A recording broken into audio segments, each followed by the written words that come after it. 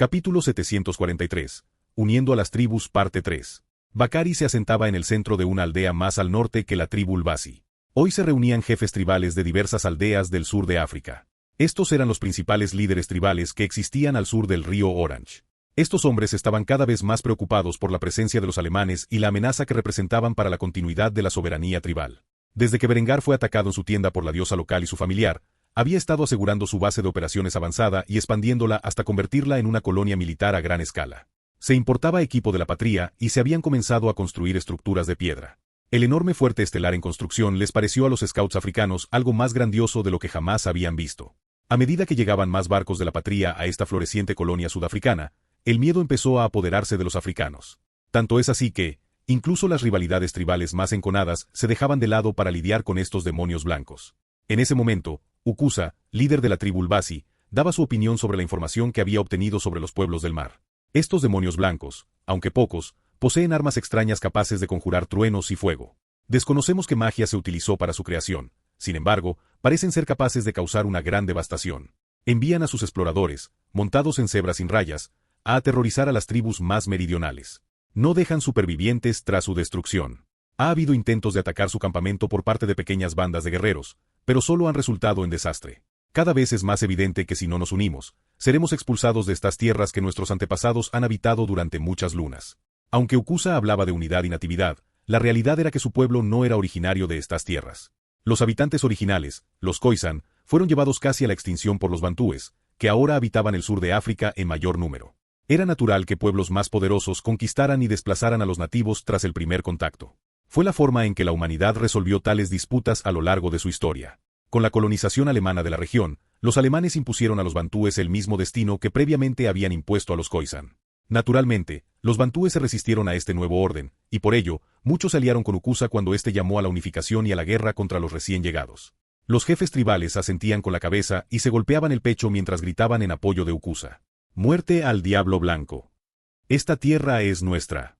Estos invasores deben morir. Bakari escuchó el clamor de los jefes, quienes acordaron unánimemente que la guerra era la opción más viable para resolver su disputa con los colonos alemanes. Bakari habló en nombre de su tribu, ya aniquilada. Los demonios blancos han aniquilado mi aldea.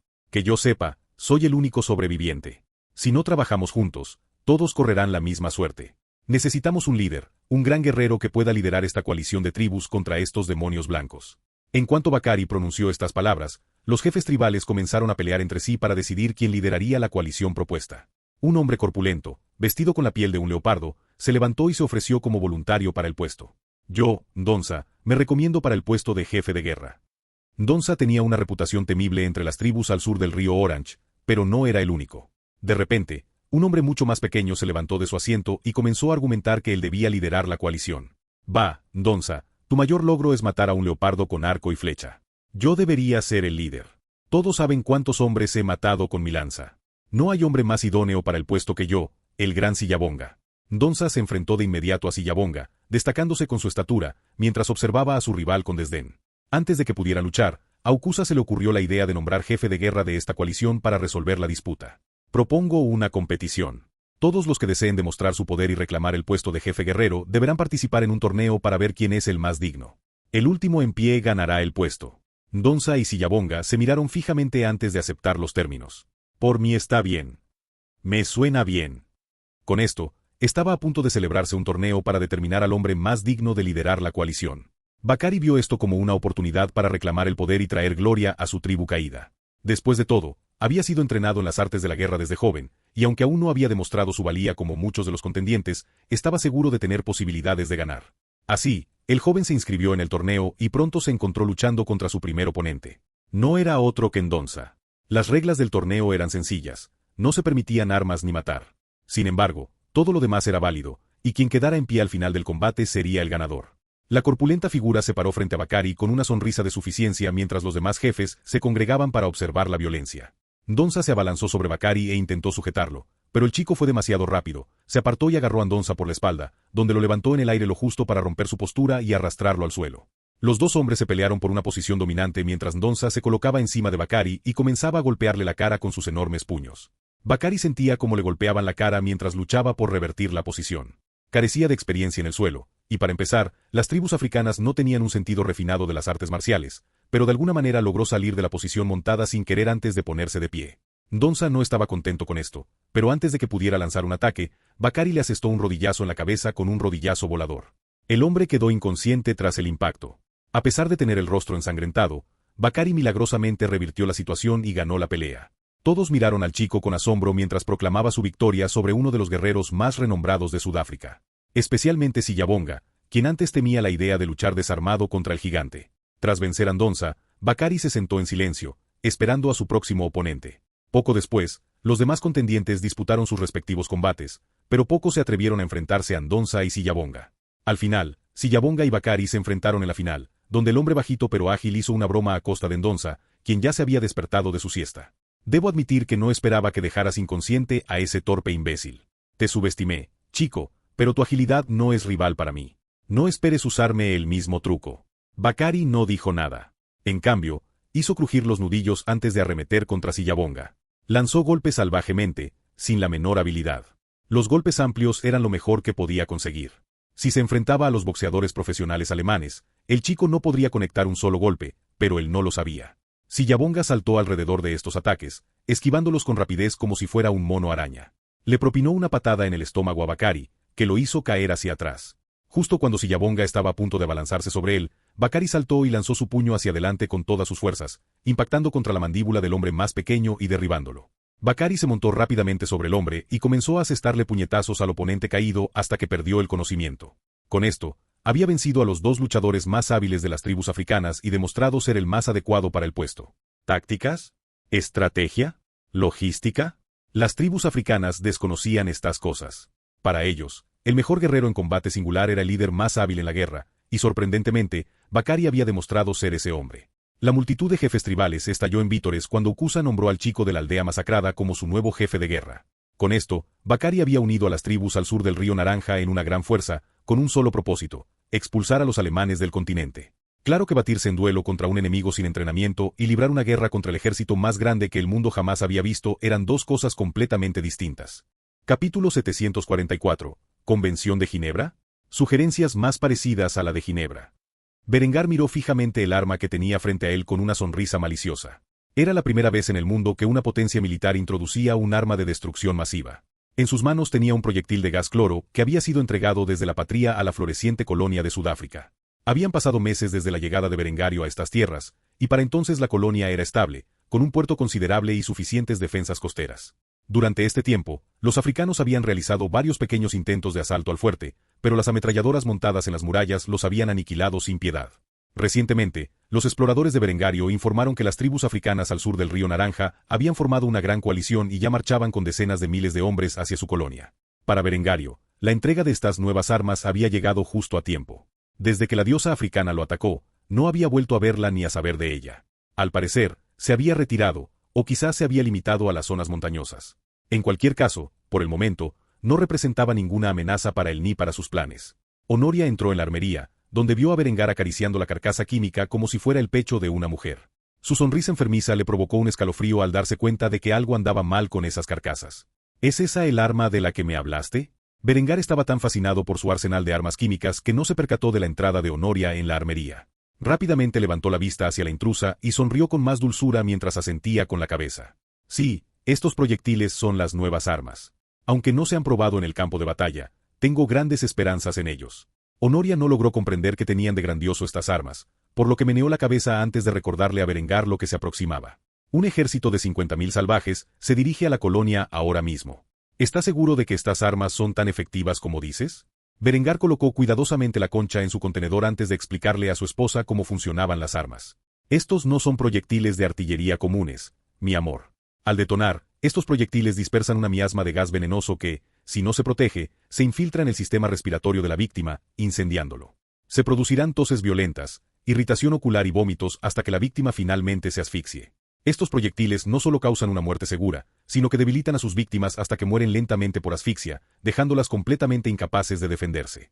Honoria miró a Berengar con horror mientras escuchaba cómo funcionaban estas armas de destrucción masiva. Instintivamente, retrocedió unos pasos, temerosa de que los proyectiles detonaran en ese mismo instante y le causaran un destino tan trágico.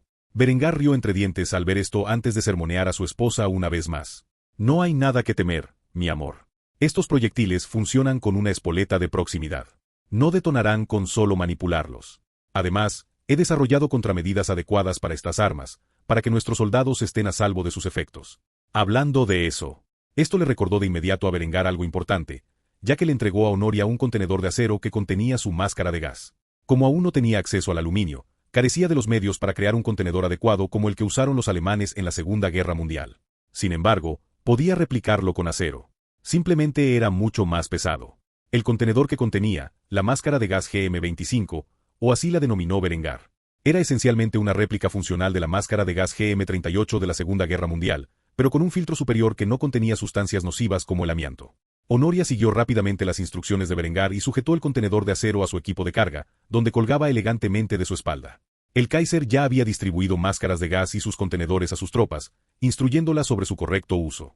Ahora solo quedaba enseñarle a Honoria, a quien inmediatamente sometió a un breve curso intensivo. Al cabo de un rato, un oficial de la Guardia Imperial se acercó a Berengar y le alertó de la presencia del ejército enemigo. Mi Kaiser, los salvajes se acercan. ¿Cuáles son sus órdenes?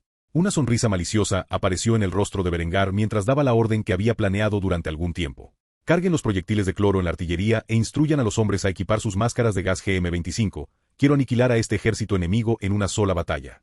El soldado saludó inmediatamente al Kaiser, al estilo habitual en el ejército alemán, antes de correr hacia los defensores de la colonia, donde impartió estas órdenes. Pronto, los equipos de logística acudieron a la armería y sacaron los 50 proyectiles de cloro del búnker, antes de distribuirlos a la artillería. Berengar salió de la armería y se dirigió a las defensas de la colonia, con la intención de presenciar en primera fila la carnicería que estaba a punto de ocurrir. Efectivamente, más de 50.000 miembros de tribus africanas se habían reunido en las afueras de la colonia. Llevaban lanzas cortas de hierro y escudos de piel de vaca mientras danzaban, esperando el momento oportuno para atacar. Berengar lucía una sonrisa maliciosa mientras se ponía la máscara de gas antes de ayudar a Honoria con la suya. Por un lado, estaban los miembros de tribus africanas, vestidos con pieles de animales y danzando con armas primitivas. Por el otro, las fortificaciones del ejército imperial alemán, con uniformes modernos y máscaras de gas, empuñando rifles de cerrojo, ametralladoras estáticas y artillería de retrocarga estriada. Para ello, Berengar se había esforzado al máximo y había ordenado el despliegue de la nueva artillería de retroceso FK-25 de 10 centímetros en las murallas de la colonia. Las dotaciones de artillería alemana cargaron los proyectiles de gas cloro de 105X504 mmR en sus cañones antes de ajustar el alcance. El enemigo se encontraba a tiro, y querían asegurarse de que la nube de gas venenoso estuviera lo suficientemente lejos de su posición como para no verse afectados. Berengario había ordenado a sus hombres que se equiparan con máscaras de gas simplemente como medida de seguridad por si el viento no le favorecía ese día. Bakari contempló la enorme fortaleza estelar y las defensas alemanas con asombro. No entendía cómo habían creado algo así en cuestión de meses.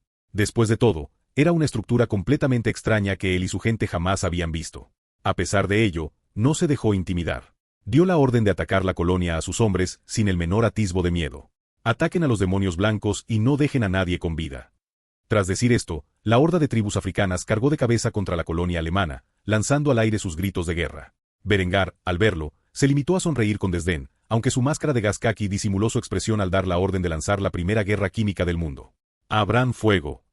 Ante esto, una descarga de 3 baterías independientes abrió fuego, y sus proyectiles recorrieron una distancia de más de 2 kilómetros, aunque podían alcanzar fácilmente a cerca de 5. Los africanos reaccionaron al estruendo de la artillería con miedo en los ojos. Sin embargo, a diferencia de lo que les contaba Bakari, este trueno no vino acompañado de una explosión de fuego. En cambio, una nube de color amarillo verdoso se dispersó en el instante en que los proyectiles estallaron en el aire. Bakari estaba al frente de la formación y, como era de esperar, fue alcanzado por el ataque en el momento. Le picaban los ojos desmesuradamente y sentía los pulmones en llamas. Él y los hombres a su lado comenzaron a toser violentamente, sintiéndose incapaces de respirar. Empezó a vomitar en el suelo, se desplomó y cayó al suelo, físicamente incapaz de mantenerse en pie. Miró con incredulidad, mientras trataba de ver más allá del miasma verde amarillento que lo estaba sofocando, pero al final, todo lo que pudo ver fue su vida pasar ante sus ojos, mientras cuestionaba todo por lo que se había esforzado durante estos últimos meses. Había llegado tan lejos después de que los alemanes masacraran su aldea, y estaba tan cerca de la venganza que anhelaba. Le había resultado extremadamente difícil obtener su posición como jefe de guerra, y antes de que pudiera siquiera atacar al enemigo, su vida, así como la de su gran ejército, fue extinguida por una nube de gas venenoso. Berengar contempló la escena mientras los 50.000 hombres que habían llegado para atacar su colonia caían al suelo asfixiados. Una sonrisa maliciosa se dibujó en sus labios bajo su máscara de gas al presenciar la masacre de primera mano. Los soldados bajo su mando contemplaron con horror lo que acababa de ocurrir. Esperaban defender su posición contra el gran ejército con balas, artillería y bayonetas. Sin embargo, lo que vieron no podía considerarse una batalla. Ni siquiera una masacre. Fue simplemente muerte. Como si la mismísima parca hubiera descendido del cielo y se hubiera cobrado la vida del enemigo sin esfuerzo. Este ataque pasaría a la historia como el primer ejemplo de guerra química. Sin embargo, no sería el último. Berengario haría un uso generalizado de armas químicas en África. No estaba dispuesto a sacrificar la vida de sus soldados ni el esfuerzo necesario para expulsar a la población nativa. En cambio, perpetraría un genocidio despiadado. En los días siguientes, se difundiría la noticia de la derrota del gran ejército, y aquellos que fueran lo suficientemente inteligentes como para empacar sus pertenencias y viajar al norte, más allá del río Orange. Capítulo 745. Ciudad de la Luz. Mientras Berenguer se encontraba en otra campaña colonial, la situación en su patria avanzaba con fluidez. La ciudad se estaba modificando para incorporar líneas eléctricas y electricidad en todos los edificios. Sin embargo, la primera ampliación notable ya había empezado a tomar forma en el distrito del palacio. Allí, las farolas se incrustaban en cada esquina. Aunque en ese momento no estaban encendidas, en su lugar había una reunión de ciudadanos bajo la estatua del Kaiser. En ese momento, se estaba celebrando una celebración, con Adela, como emperatriz principal, encabezando el escenario para esta monumental ocasión. Aunque aún atravesaba una crisis espiritual tras escuchar de su esposo que era un hombre de otro mundo y que existían los dioses paganos, no permitió que esto interfiriera en sus obligaciones. Como ministra de propaganda, era su responsabilidad garantizar que eventos públicos como este se desarrollaran sin contratiempos. Lucía una hermosa sonrisa mientras se dirigía a la multitud con la dignidad de una emperatriz. Pueblo de Kufstein y ciudadanos del Reich. Hoy se conmemora un acontecimiento monumental para toda la humanidad. Gracias a los esfuerzos de nuestro Kaiser y sus ingenieros, nosotros, como alemanes, por primera vez en la historia mundial hemos conquistado la noche. Durante eones, la humanidad ha luchado en la oscuridad. La única iluminación que podíamos encontrar era el fuego. Sin embargo, en este día, les muestro a ustedes, la buena gente de Alemania, que hemos evolucionado más allá de esos medios primitivos. La noche ya no impedirá nuestro progreso. Hoy se conmemora el día en que Kufstein se convertirá en una ciudad que brillará en la oscuridad del mundo. Tras decir esto, Adela asintió y los ingenieros de la ciudad encendieron las farolas, ante el asombro abrumador del pueblo alemán. Entre quienes quedaron atónitos se encontraban la princesa India Prilla y su hermano mayor Daria, acompañados por Henrietta. Los ojos azules de Henrietta brillaban con fuerza mientras contemplaba la escena frente a ella. La estatua de Berenguer, lugar donde los ciudadanos de Kufstein solían rendir tributo, miraba hacia el este, hacia el sol naciente. Representaba el glorioso mañana que Berenguer había preparado. En la oscuridad absoluta de los meses de invierno en Kufstein, una serie de potentes farolas iluminaban el cielo, cuyo resplandor amarillo se reflejaba en la magnífica estatua de bronce, creando un brillo etéreo. No solo Henrietta quedó abrumada ante la visión de esta maravilla, sino también los ciudadanos de Kufstein, muchos de los cuales se arrodillaron ante el rostro resplandeciente de su Kaiser. Entre la multitud, solo Henrietta y los dos exiliados indios permanecieron de pie, algo que nadie comentó debido a la condición de Henrietta como princesa imperial y a que los indios actuaban como invitados del Kaiser. Los ojos Esmeralda de Prilla brillaron de emoción al contemplar el milagro de la electricidad y, tras un largo silencio, tiró de la manga de su hermano con gran entusiasmo. Daria, ¿no es hermoso? Nunca había visto nada igual. Es como si hubiéramos entrado en la ciudad de los dioses. Daria se asombró al descubrir que había una luz en la oscuridad, y no era la tenue iluminación de una vela ni las llamas brillantes de una lámpara de aceite. Apenas podía comprender lo que veía. No era el único. Las farolas y la iluminación artificial que proporcionaban habían conmocionado profundamente a los habitantes de Kufstein. Las palabras de Adela resonaron en sus mentes, y la propaganda sobre el pueblo alemán conquistando la oscuridad se convirtió en un sentimiento de orgullo entre los ciudadanos de la capital del imperio. Un solo veterano entre la multitud se levantó y saludó a la estatua mientras gritaba una versión modificada del grito de guerra del ejército. ¡Salve el nuevo amanecer! El hombre dijo esto porque las potentes farolas iluminaban el cielo nocturno nevado, creando un efecto de amanecer artificial, como si el cielo que rodeaba el palacio imperial se hubiera dorado. Rápidamente, los demás veteranos del público siguieron su ejemplo, lo que finalmente llevó a todos los presentes a saludar a la estatua resplandeciente y gritar las mismas palabras. ¡Salve el nuevo amanecer! Incluso Prilla se dejó llevar por el momento y siguió las acciones de los ciudadanos alemanes con una amplia sonrisa. El único miembro de la multitud que no actuó de esa manera fue el emperador exiliado Daria, quien miró a su alrededor con asombro. Incluso Adela no había esperado el cántico repentino, pero al ver a tanta gente siguiendo lealmente la visión de Berengar de un mañana mejor, de repente miró la estatua de bronce de su esposo y sonrió, llegando a una conclusión sobre sus emociones problemáticas. En ese momento, no le importaba que deidades pudieran existir o no, ni cómo Berengar llegó a este mundo.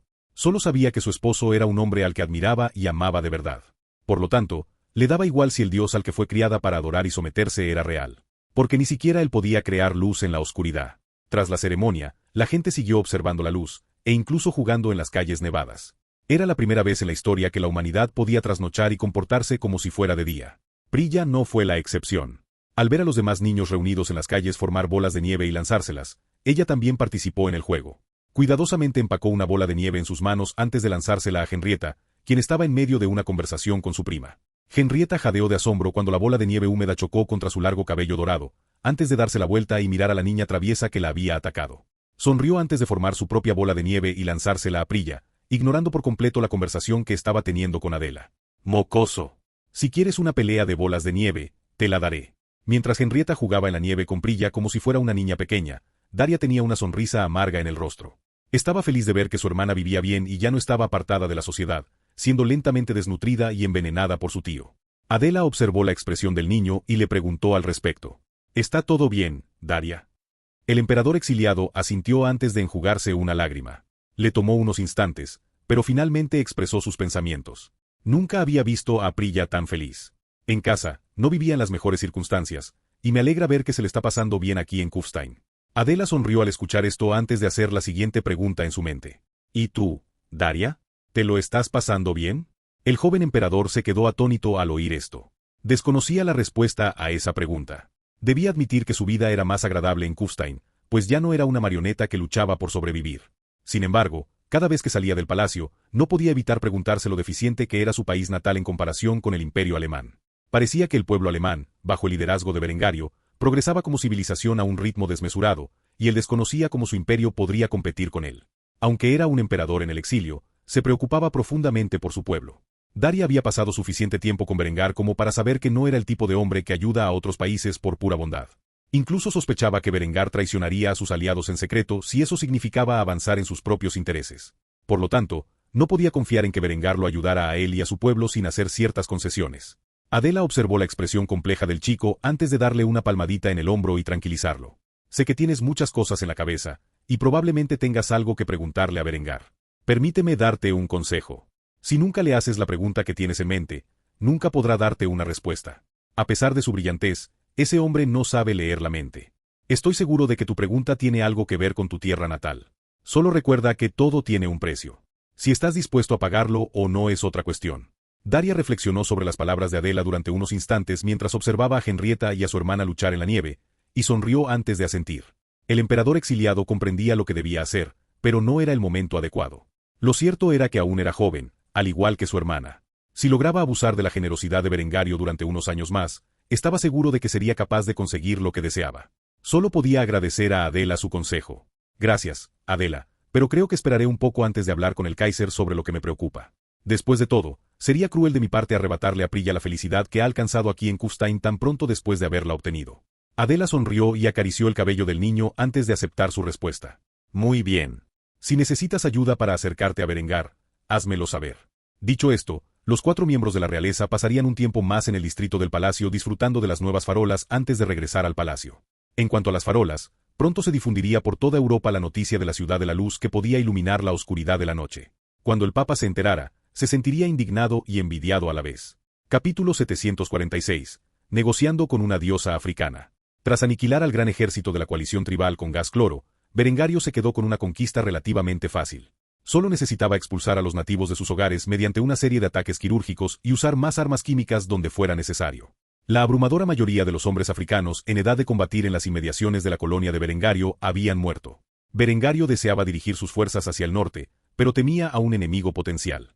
La diosa africana con la que se había topado anteriormente parecía no tener miedo de intervenir en los asuntos mortales, por lo que quería cazarla y obligarla a someterse, o negociar con ella para alcanzar sus anhelados objetivos.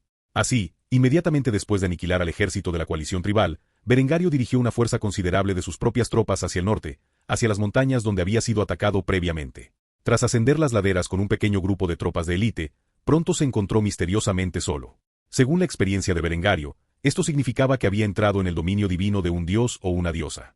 Dadas las circunstancias, se puso inmediatamente en alerta máxima, con la cabeza en vilo. En el dominio personal de un dios, este podía adoptar la forma que deseara, e incluso así, esta deidad parecía poseer la capacidad de cambiar de forma fuera de su reino divino. Esto quedó demostrado por haber adoptado previamente la forma de un leopardo. Se desconocía si podía transformarse en cualquier animal, o solo en leopardos. En cualquier caso, Berengario se mantuvo cauteloso mientras continuaba ascendiendo la montaña y atravesando la capa de nubes. Finalmente, Berengar vio un leopardo de ojos azules. Por el dolor en sus bíceps, supo que se trataba de la misma bestia que lo había mordido. Así que al instante levantó su rifle y apuntó con la mira de hierro. Hasta que sintió el cálido aliento de una mujer en el cuello y escuchó las siguientes palabras. «Yo no haría eso si fuera tú».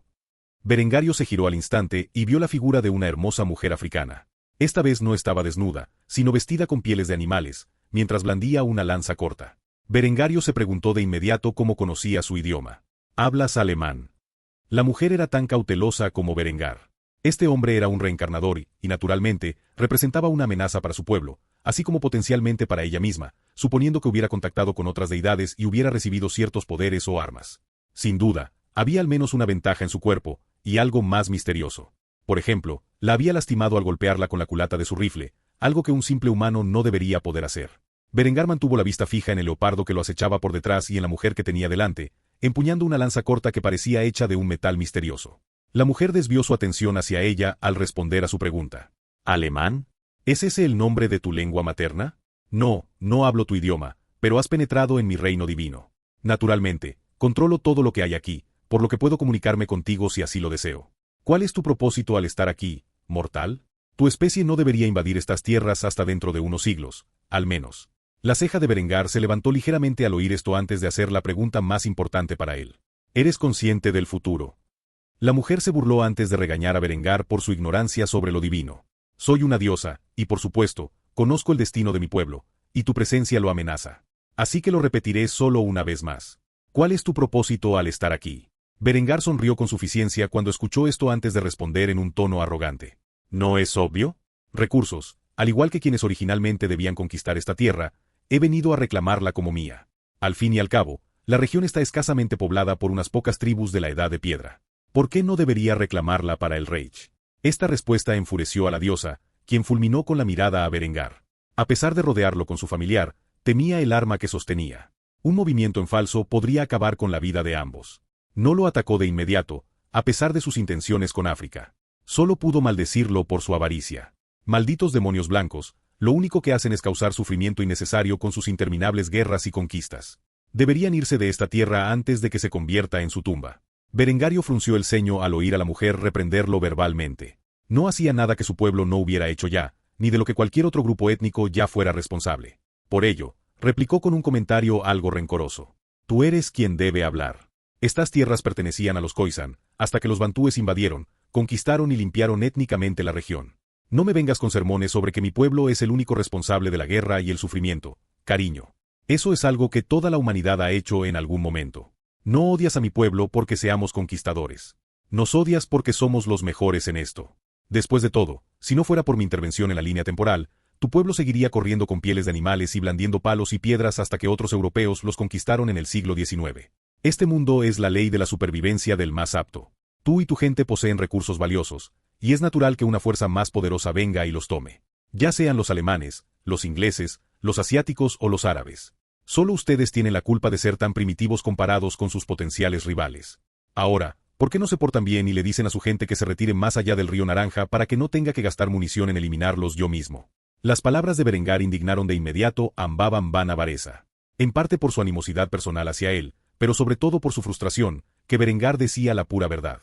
Quienes la veneraban no eran ni pacifistas ni santos. Sus antepasados habían invadido estas tierras y exterminado a los habitantes locales. Quedaban pocos nativos en el sur de África, y jamás podrían recuperarlos.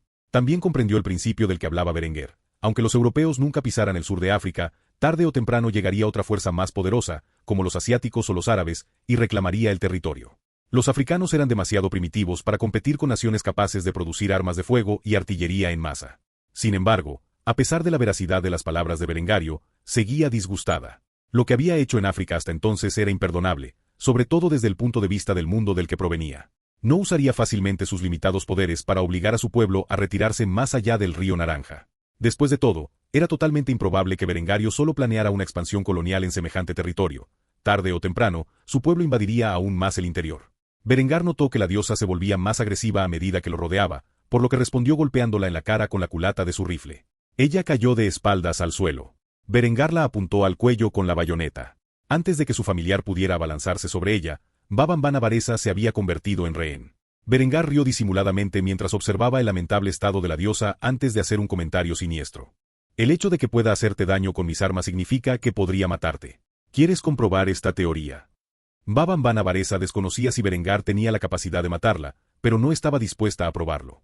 Había sido derrotada antes de poder atacar, y por eso llamó a su familiar. «Retírate, Aziza». Al ver al poderoso leopardo alejarse, Berengar sonrió. Al ver esto, Baba Mbana Varesa suspiró antes de formular la única pregunta posible. «¿Qué deseas?». Berengario contempló la sumisión de la mujer y sonrió con entusiasmo. Le quitó la bayoneta del cuello, ahora que se mostraba más obediente, antes de expresarle sus deseos. «Primero, quiero un cachorro de leopardo, preferiblemente uno tan inteligente como tu amigo aquí». Aziza le gruñó de inmediato a Berengar, pero la expresión de la diosa lo hizo callar rápidamente. Al ver que la diosa se mostraba complaciente, Berengar presentó su segunda exigencia. «En segundo lugar, quiero que uses tu influencia para obligar a tu gente a retirarse más allá del río Naranja. No temo derramar sangre salvaje, pero preferiría una solución pacífica a mis problemas». Baba Mbana Varesa suspiró al escuchar esto antes de exponer sus condiciones. «El cachorro de leopardo, te lo garantizo. Después de todo, Aziza tiene varios.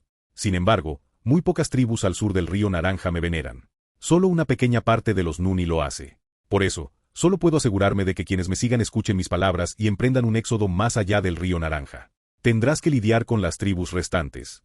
Sin embargo, la pregunta sigue siendo, ¿qué gano yo con estas dos cosas? Seguro que no vas a decir algo tan ruin como mi vida, ¿verdad?» Berengario sonrió con sorna al oír esto, antes de ayudar a la mujer a ponerse de pie. Tras hacerlo, le informó a la diosa cómo la ayudaría si accedía a sus exigencias.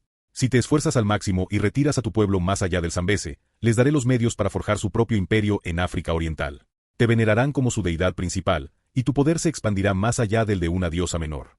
¿Qué te parece? ¿Te interesa mi propuesta?». A Baba Mbana Varesa no le sorprendió en absoluto que Berengar pretendiera conquistar todo el sur de África para su imperio. Sin embargo, la perspectiva de convertirse en una deidad de nivel medio siglos antes de lo habitual sin duda le habría atraído.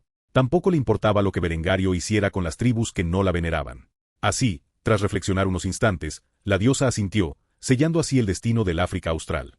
«Muy bien, siempre y cuando cumplas tus promesas, haré lo que me pides». Berengar sonrió al oír esto antes, asegurándole a la mujer que honraría el acuerdo. «No te preocupes, siempre cumplo con mis acuerdos».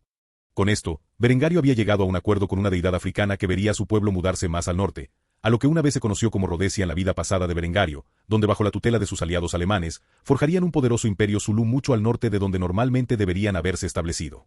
En cuanto a los alemanes, su purga de las tribus incumplidoras comenzaría poco después de este acuerdo divino. Berengario no ofrecería las mismas condiciones a otro grupo de la región, y el número de muertos aumentaría rápidamente a medida que los alemanes aseguraran más territorio para sus futuros colonos.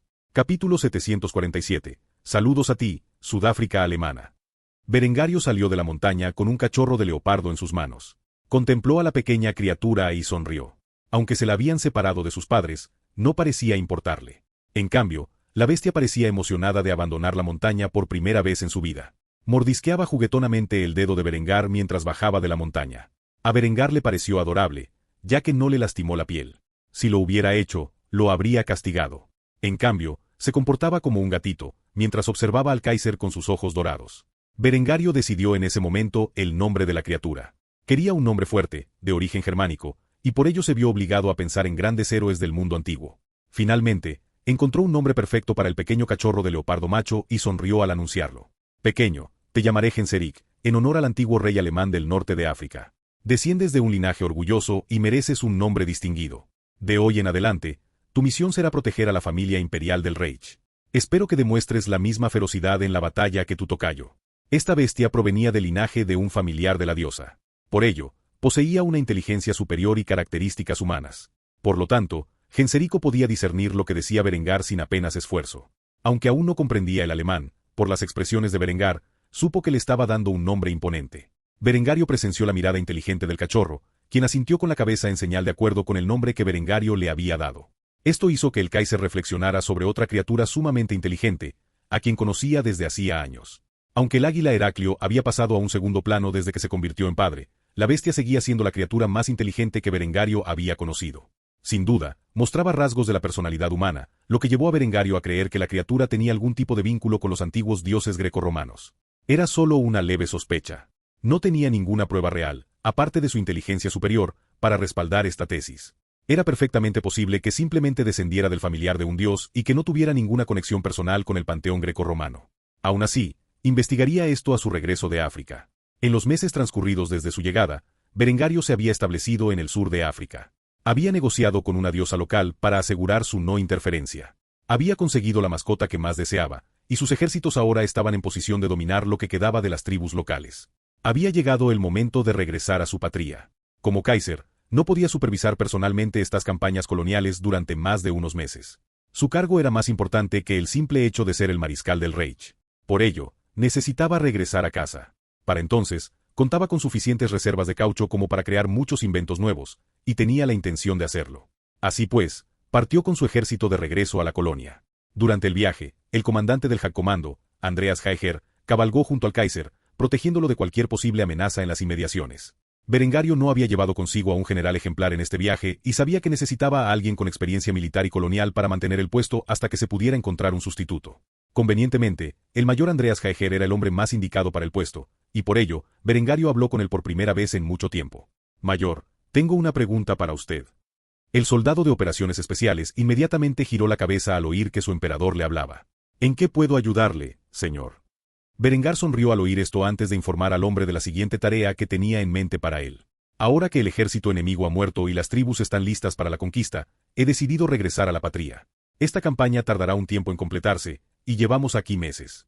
Por eso, necesito a un hombre familiarizado con los conflictos coloniales y los asuntos militares para que asuma el mando de la fuerza expedicionaria en mi ausencia, al menos hasta que se pueda nombrar un sustituto adecuado para el cargo de gobernador de nuestra nueva colonia.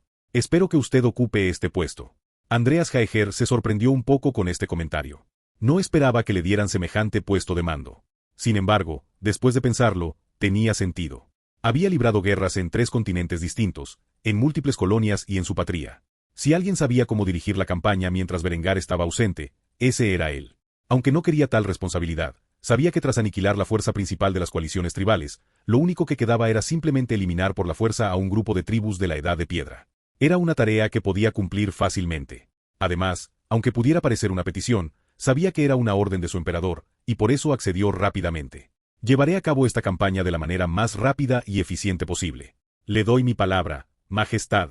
Berengar se rió entre dientes cuando escuchó esto y asintió con la cabeza en señal de acuerdo antes de darle luz verde al hombre. Quiero que esperen 15 días para comenzar su ataque. Después, cualquier hombre, mujer o niño que se encuentre al sur del río Orange se considera un objetivo válido y debe ser eliminado por cualquier medio necesario. Andreas no entendía por qué le ordenaban esperar 2 semanas antes de poder atacar, pero no era su trabajo interrogar al emperador, por lo que todo lo que podía hacer era aceptar sus órdenes. Sí, señor. Poco después de esta conversación, Berengar se reunió con Honoria en la colonia. Durante su ausencia, Honoria y sus hijas habían estado trabajando en un proyecto especial en su tiempo libre. Cuando Berengar llegó a la colonia con un cachorro de leopardo en brazos, presenció su pequeña aventura, una bandera colonial para la región. Berengar se acercó a las hijas y contempló la bandera con una sonrisa. Era de los mismos colores que el imperio alemán de Berenguer, o en otras palabras, tenía una franja negra arriba, una blanca en el centro y una dorada abajo. Sin embargo, había una diferencia importante. En el centro había un escudo dorado con la cabeza de un leopardo blanco blasonada. Berenguer rió al verlo, no porque el diseño fuera malo, sino porque le recordaba terriblemente a la bandera del África Oriental alemana de su vida pasada. Al oír su risa, Honoria hizo un puchero antes de regañarlo por su respuesta grosera. ¿Qué no te gusta? Nos esforzamos muchísimo en este proyecto. No me digas que no lo vas a aceptar. Berengar meneó la cabeza y disipó el malentendido que tenían las chicas mientras lo miraban fijamente por su reacción inconsciente. No, no es eso. Solo me recuerda algo de mi pasado, eso es todo. Aunque Honoria adivinaba que hablaba de su vida pasada, las demás chicas lo miraban con curiosidad. Por desgracia para ellas, no obtendrían respuesta a sus preguntas. En cambio, Berengar tomó la bandera terminada de las chicas y la contempló con una sonrisa cordial. Era un diseño verdaderamente inspirador. Tanto, que sintió un repentino deseo de izarla sobre la colonia. Sin decir ni una palabra, Berengar se acercó al asta, donde ondeaba la bandera imperial de Alemania, y comenzó a izar la nueva bandera colonial. Los soldados del campamento se congregaron para presenciar las 2 banderas ondeando con los vientos del África Austral y el discurso que Berengar había ideado repentinamente en ese momento.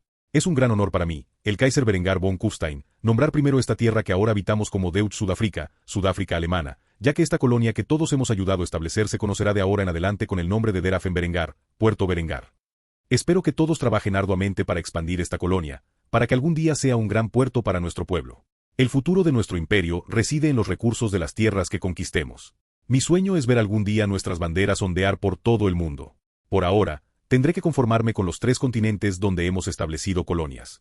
Tras decir esto, Berengar saludó a la bandera, lo que provocó que todo el campamento respondiera de la misma manera. Todos los soldados uniformados saludaron la bandera y al Kaiser que se encontraba debajo. Honoria y su equipo sonreían con agrado. La mayoría había estado realizando tareas domésticas en el campamento desde su llegada y sentían que no habían participado significativamente en esta iniciativa. Sin embargo, siempre serían recordados como los diseñadores de la bandera sudafricana. Tras pronunciar este discurso, Berengario regresó al lugar donde se encontraba su esposa y le comunicó su intención de regresar a la patria. Aunque preparar el viaje le llevaría unos días, Berengario partiría de Puerto Berengario en los 3 días siguientes, donde su viaje de regreso a la patria duraría varias semanas. Al llegar, se asombraría del progreso que se había logrado con el alumbrado público durante su ausencia. Capítulo 748. Bicicletas, motores diésel y camiones. Berengar regresó de su viaje a Sudáfrica con una nueva mascota y bronceado. Como de costumbre, su familia lo recibió en cuanto puso un pie en el palacio. Tras pasar un tiempo considerable reuniéndose con sus seres queridos y presentando al cachorro de leopardo Genseric a la familia, Berengar se encerró en su oficina.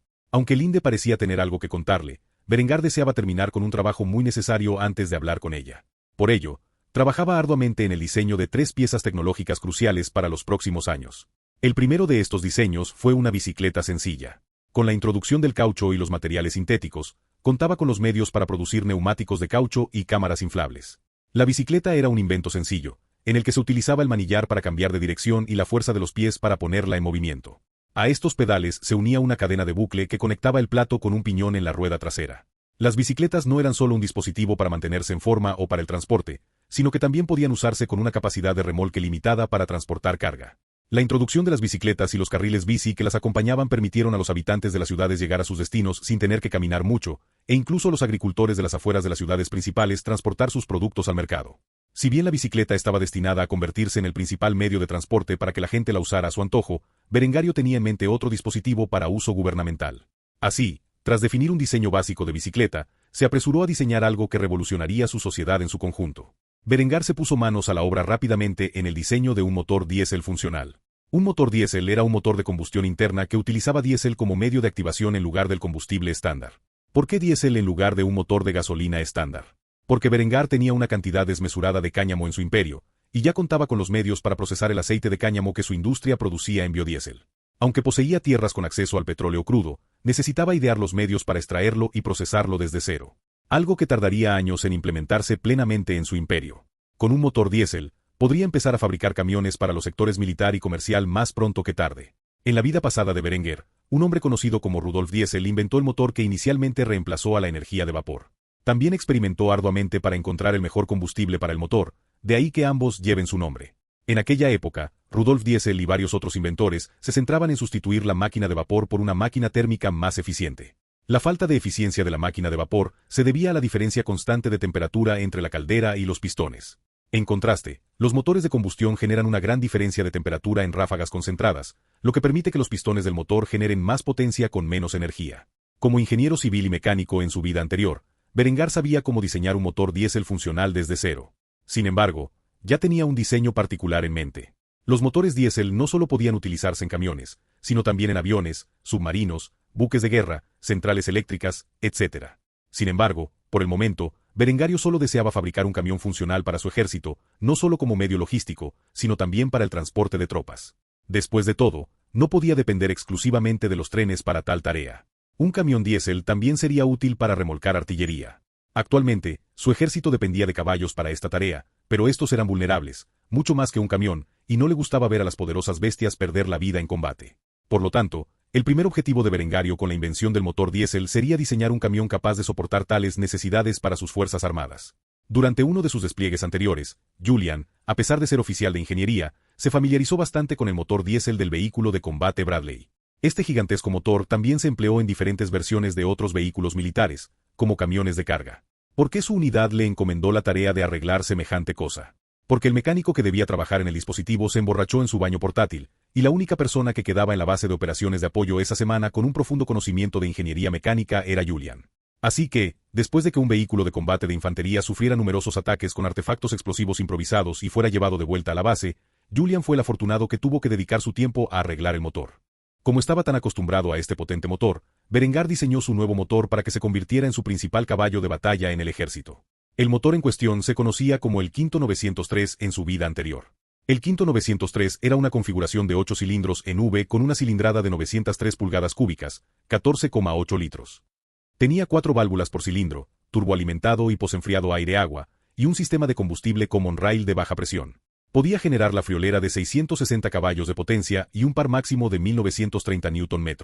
Para Berengar, este motor diésel no solo satisfacía las necesidades de transporte de su nación, sino también sus futuros vehículos blindados. Aunque la probabilidad de que los necesitara en las próximas décadas era remota. Por lo tanto, por el momento, se centraría en añadir tecnología crucial, como vehículos mecanizados, a su ejército con fines logísticos, no de combate. Tras diseñar el motor diésel, Berengar pasó a su siguiente invento más importante, el camión.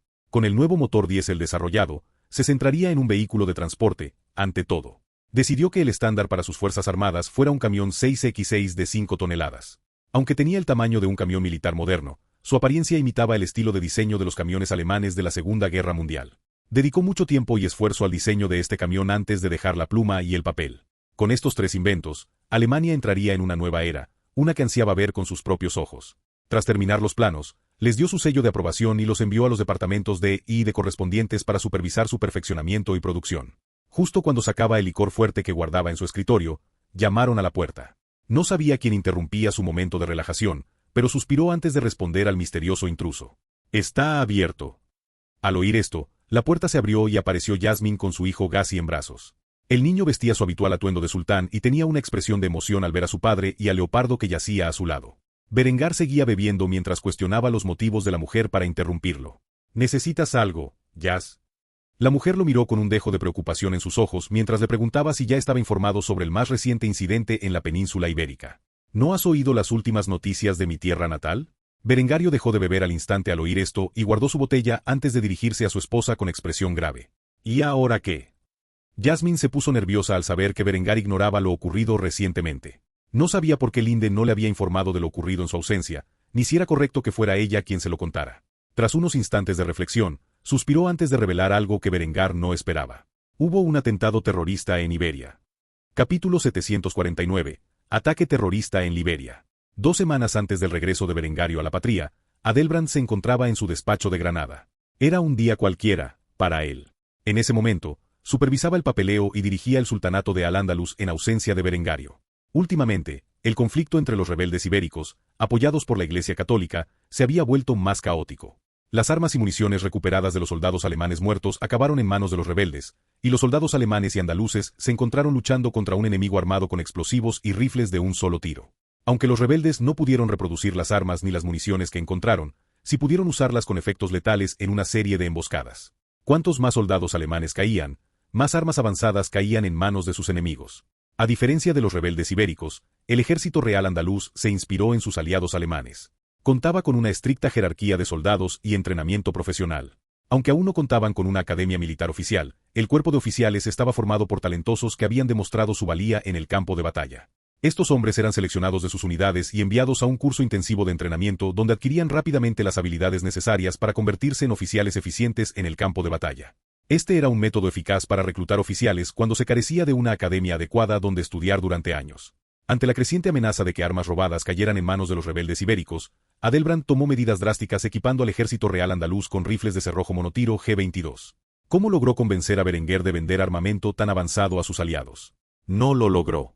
En cambio, Adelbrand engañó al Ministerio de Defensa alemán solicitando que ciertas unidades alemanas bajo su mando recibieran prioridad para reemplazar sus viejos fusiles G-22 por el nuevo fusil de servicio G-25. Tras rearmar a las unidades alemanas en Iberia, transfirió los viejos G-22 al ejército andaluz. También logró requisar algunos cañones de trinchera M1425, granadas de mano M22 y revólveres de servicio M22 para las tropas andaluzas, lo que incrementó considerablemente su eficacia en combate. ¿Por qué llegaría tan lejos como para engañar a la corona alemana? Porque Adelbrand creía que el aumento de las bajas alemanas perjudicaría al Kaiser y su guerra en Iberia.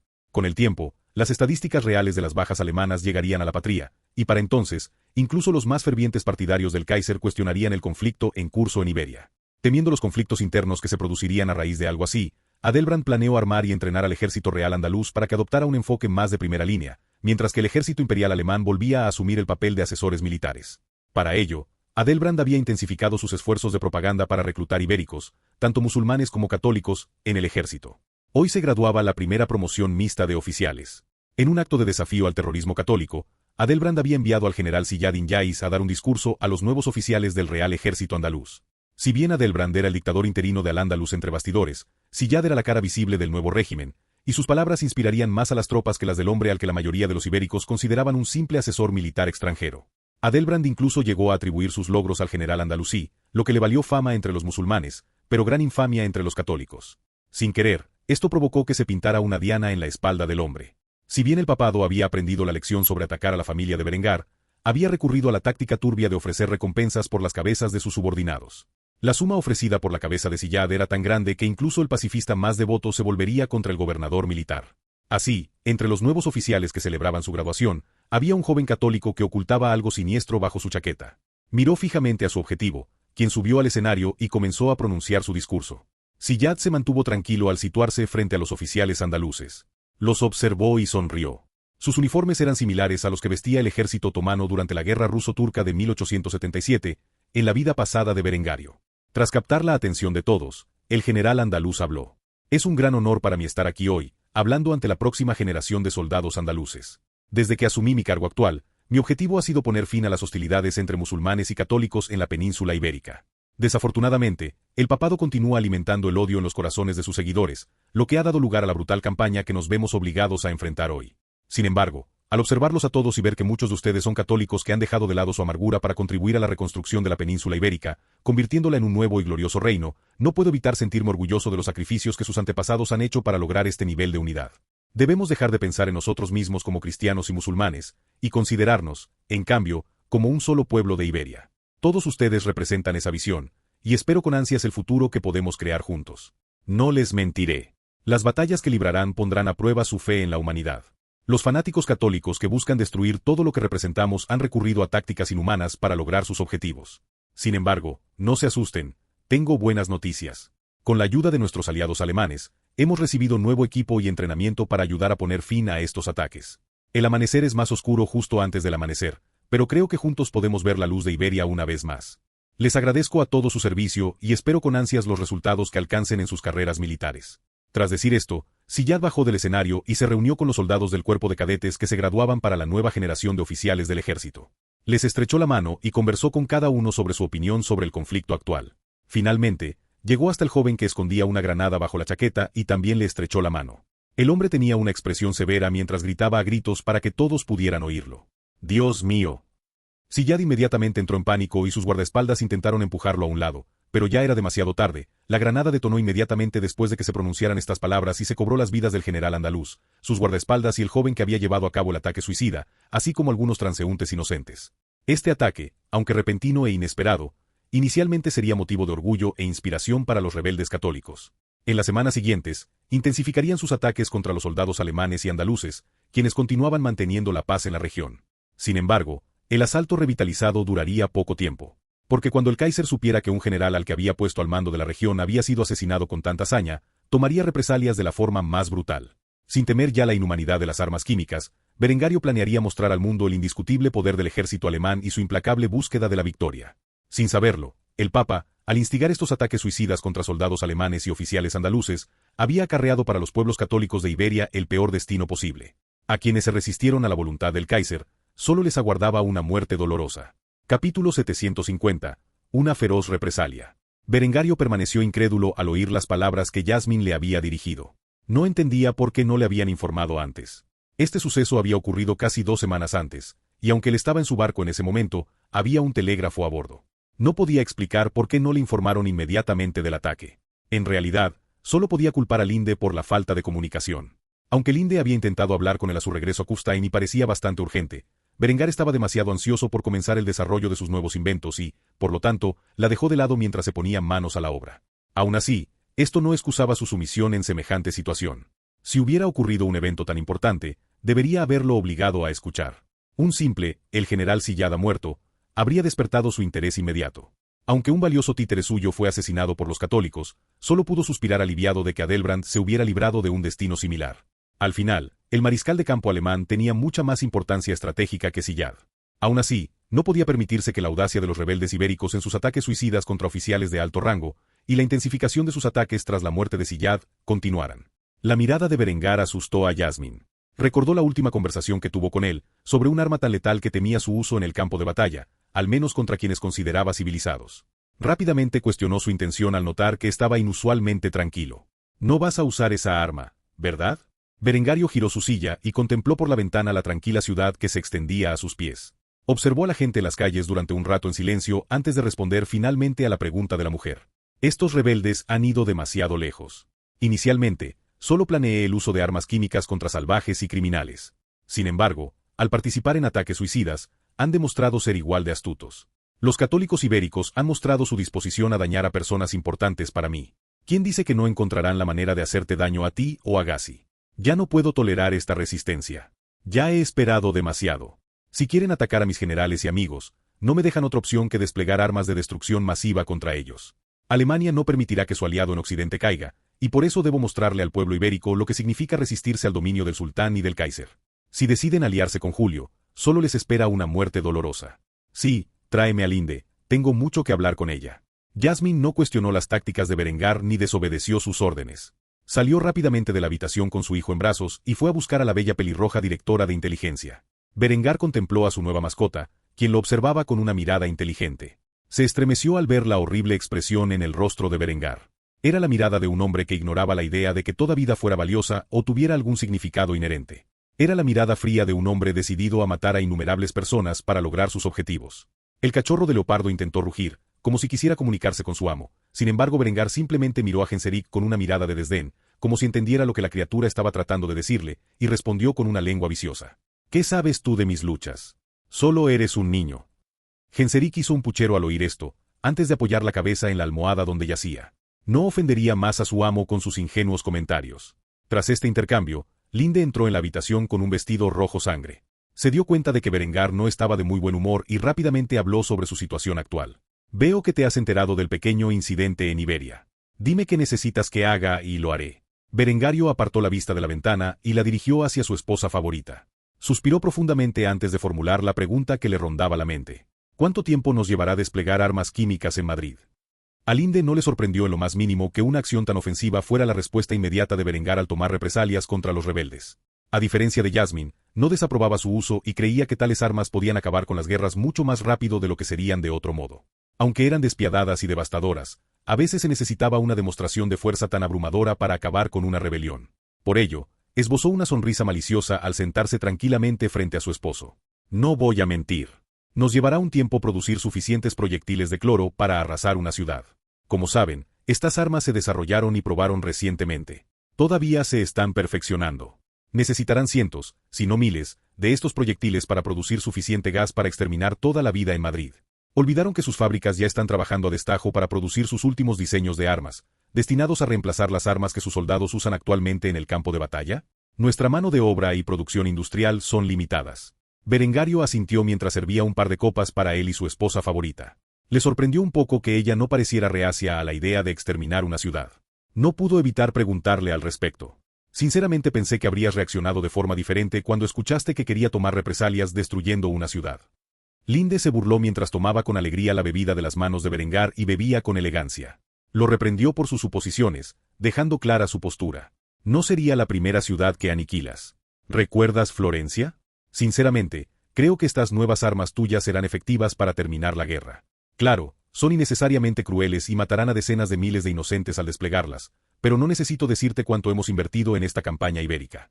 Hemos perdido miles de vidas e incontables táleros en esta guerra, y aún no hay señales de victoria a la vista.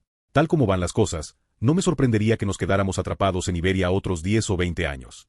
Para entonces, el coste de apuntalar al Andalus nos llevaría a la ruina. Así que, si necesitamos destruir una ciudad y matar a todos sus habitantes para terminar la guerra de una vez por todas, me parece bien. Ya debería saber que no soy como Adela ni Yasmín. No me importa la vida de gente que no conozco. Aunque pueda ser cruel con los desconocidos, soy muy protectora con la gente que me importa. ¿Acaso no eres tú igual? Berengar se burló al oír esto, pero aún así sonrió. Linde tenía razón. Personas como Yasmine y Adela, que tenían la ingenua idea de que toda vida tenía un significado intrínseco, jamás podrían prosperar en el puesto que él ocupaba. Intentarían salvar a la mayor cantidad de personas posible, y al hacerlo, causarían un sufrimiento indescriptible. A Berengario no le importaban los católicos de Iberia, ni siquiera los musulmanes de la región. Sin embargo, sí le importaba su pueblo, y si podía salvar la vida de miles de sus soldados matando a decenas de miles de civiles ibéricos, no veía razón para no hacerlo. Se alegró de que al menos una de sus esposas estuviera de acuerdo con él en asuntos tan graves. Por ello, no pudo evitar sonreír al dar la orden de almacenar suficiente gas cloro para aniquilar a los ciudadanos de Madrid. Muy bien, tomen las medidas necesarias para asegurar que tengamos un arsenal adecuado de proyectiles químicos. Mientras tanto, avisen a Adelbrand para que imponga la ley marcial. Cualquiera que esté en la calle y no sea personal del gobierno será considerado rebelde y tratado como tal. Linde bebió un sorbo de su vaso y asintió con su linda cabeza antes de responder afirmativamente con una sonrisa sensual en sus labios. Por supuesto, déjamelo a mí. Con esto, Berengario había planeado una feroz represalia por el ataque que cobró la vida del general Sillad. Se aseguraría de que, con este acto de terror, la guerra en Iberia terminara de una vez por todas. En última instancia, los católicos ibéricos se someterían a su dominio o perecerían de este mundo. Berengario se negó a permitir que Iberia se convirtiera en su Afganistán y estaba dispuesto a tomar cualquier medida para asegurar su victoria. Capítulo 751. Otro heredero dotado. El mariscal de campo Eymerich von Gras se encontraba frente al Kaiser en el Palacio Imperial. Ambos hombres se encontraban en el estudio de Berengario, discutiendo un asunto de suma importancia y absoluta reserva. Eymerich era el hermano mayor de la emperatriz Adela y había servido como mariscal de campo de la Guardia Real de Berengario durante varios años. Lo que inicialmente era una pequeña unidad de tropas de élite diseñada para proteger a Berenguer de las amenazas, se había expandido con los años hasta convertirse en un ejército propio.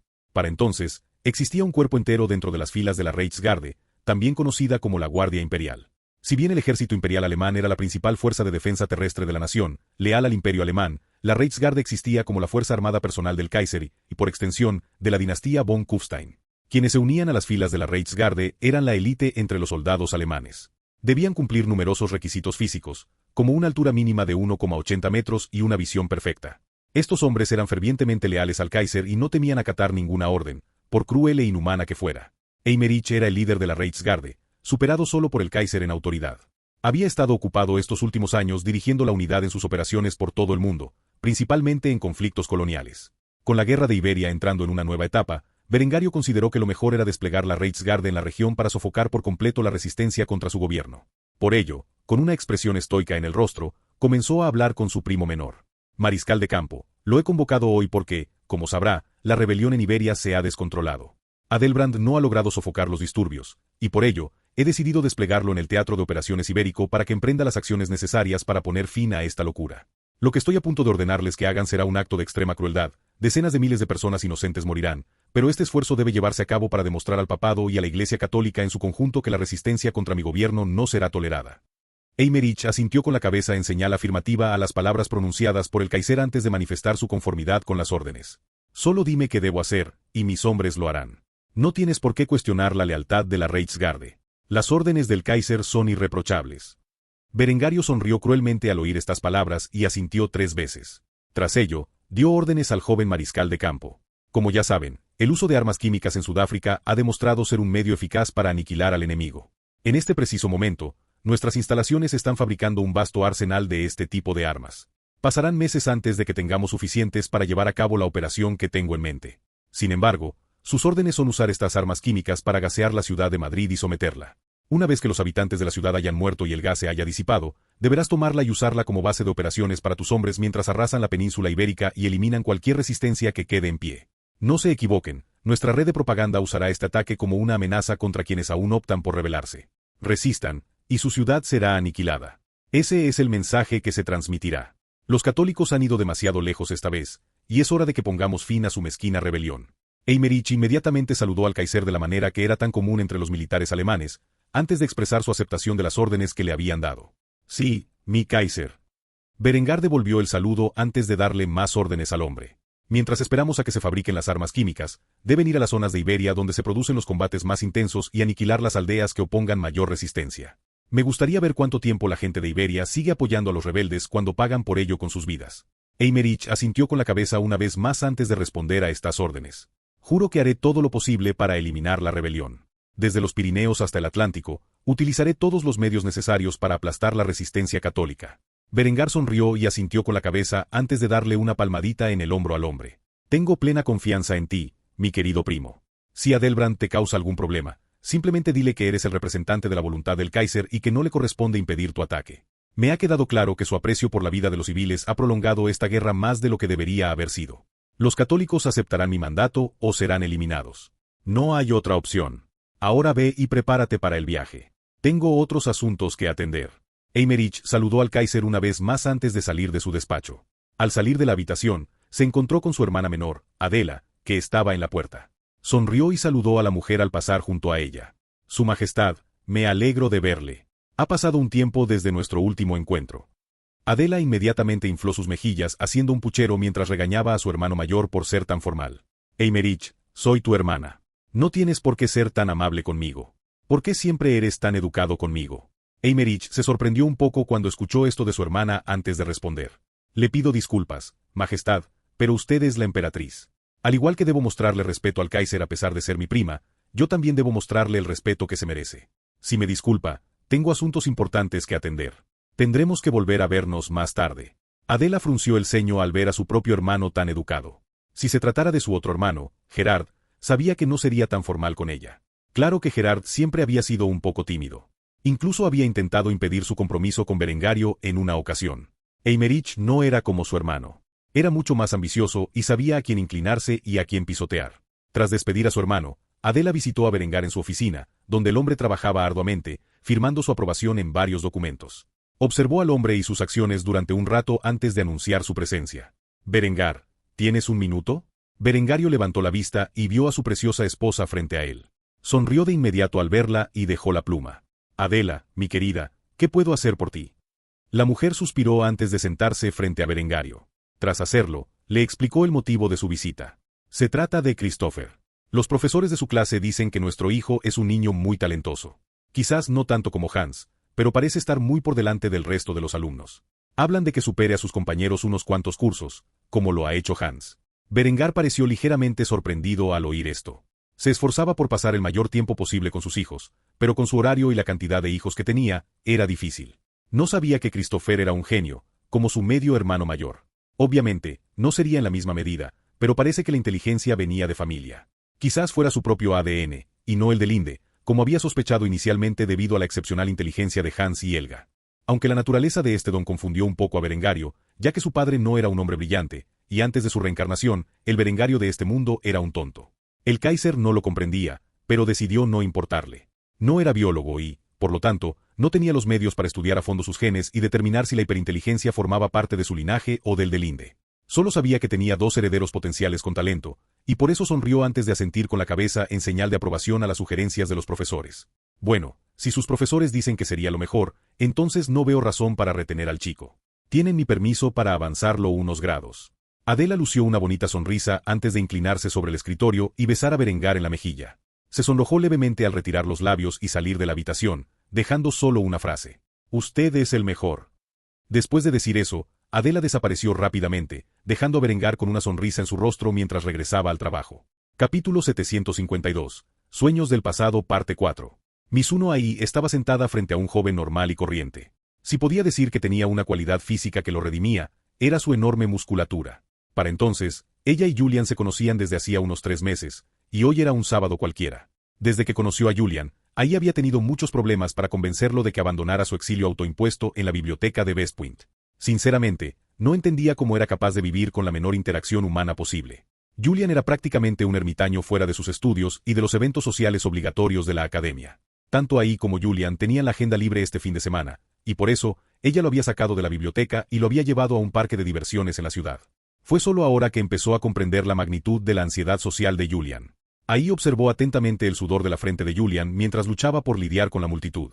El hombre, que normalmente era tranquilo, sereno y un poco imbécil, ahora movía la pierna frenéticamente mientras sus ojos se movían de un lado a otro. Bebió lentamente de su batido con la mirada perdida en el vacío. Los dos habían parado a almorzar en uno de los restaurantes carísimos del parque. Si había dos cosas que Julian disfrutaba en este mundo, eran las hamburguesas con queso y los batidos.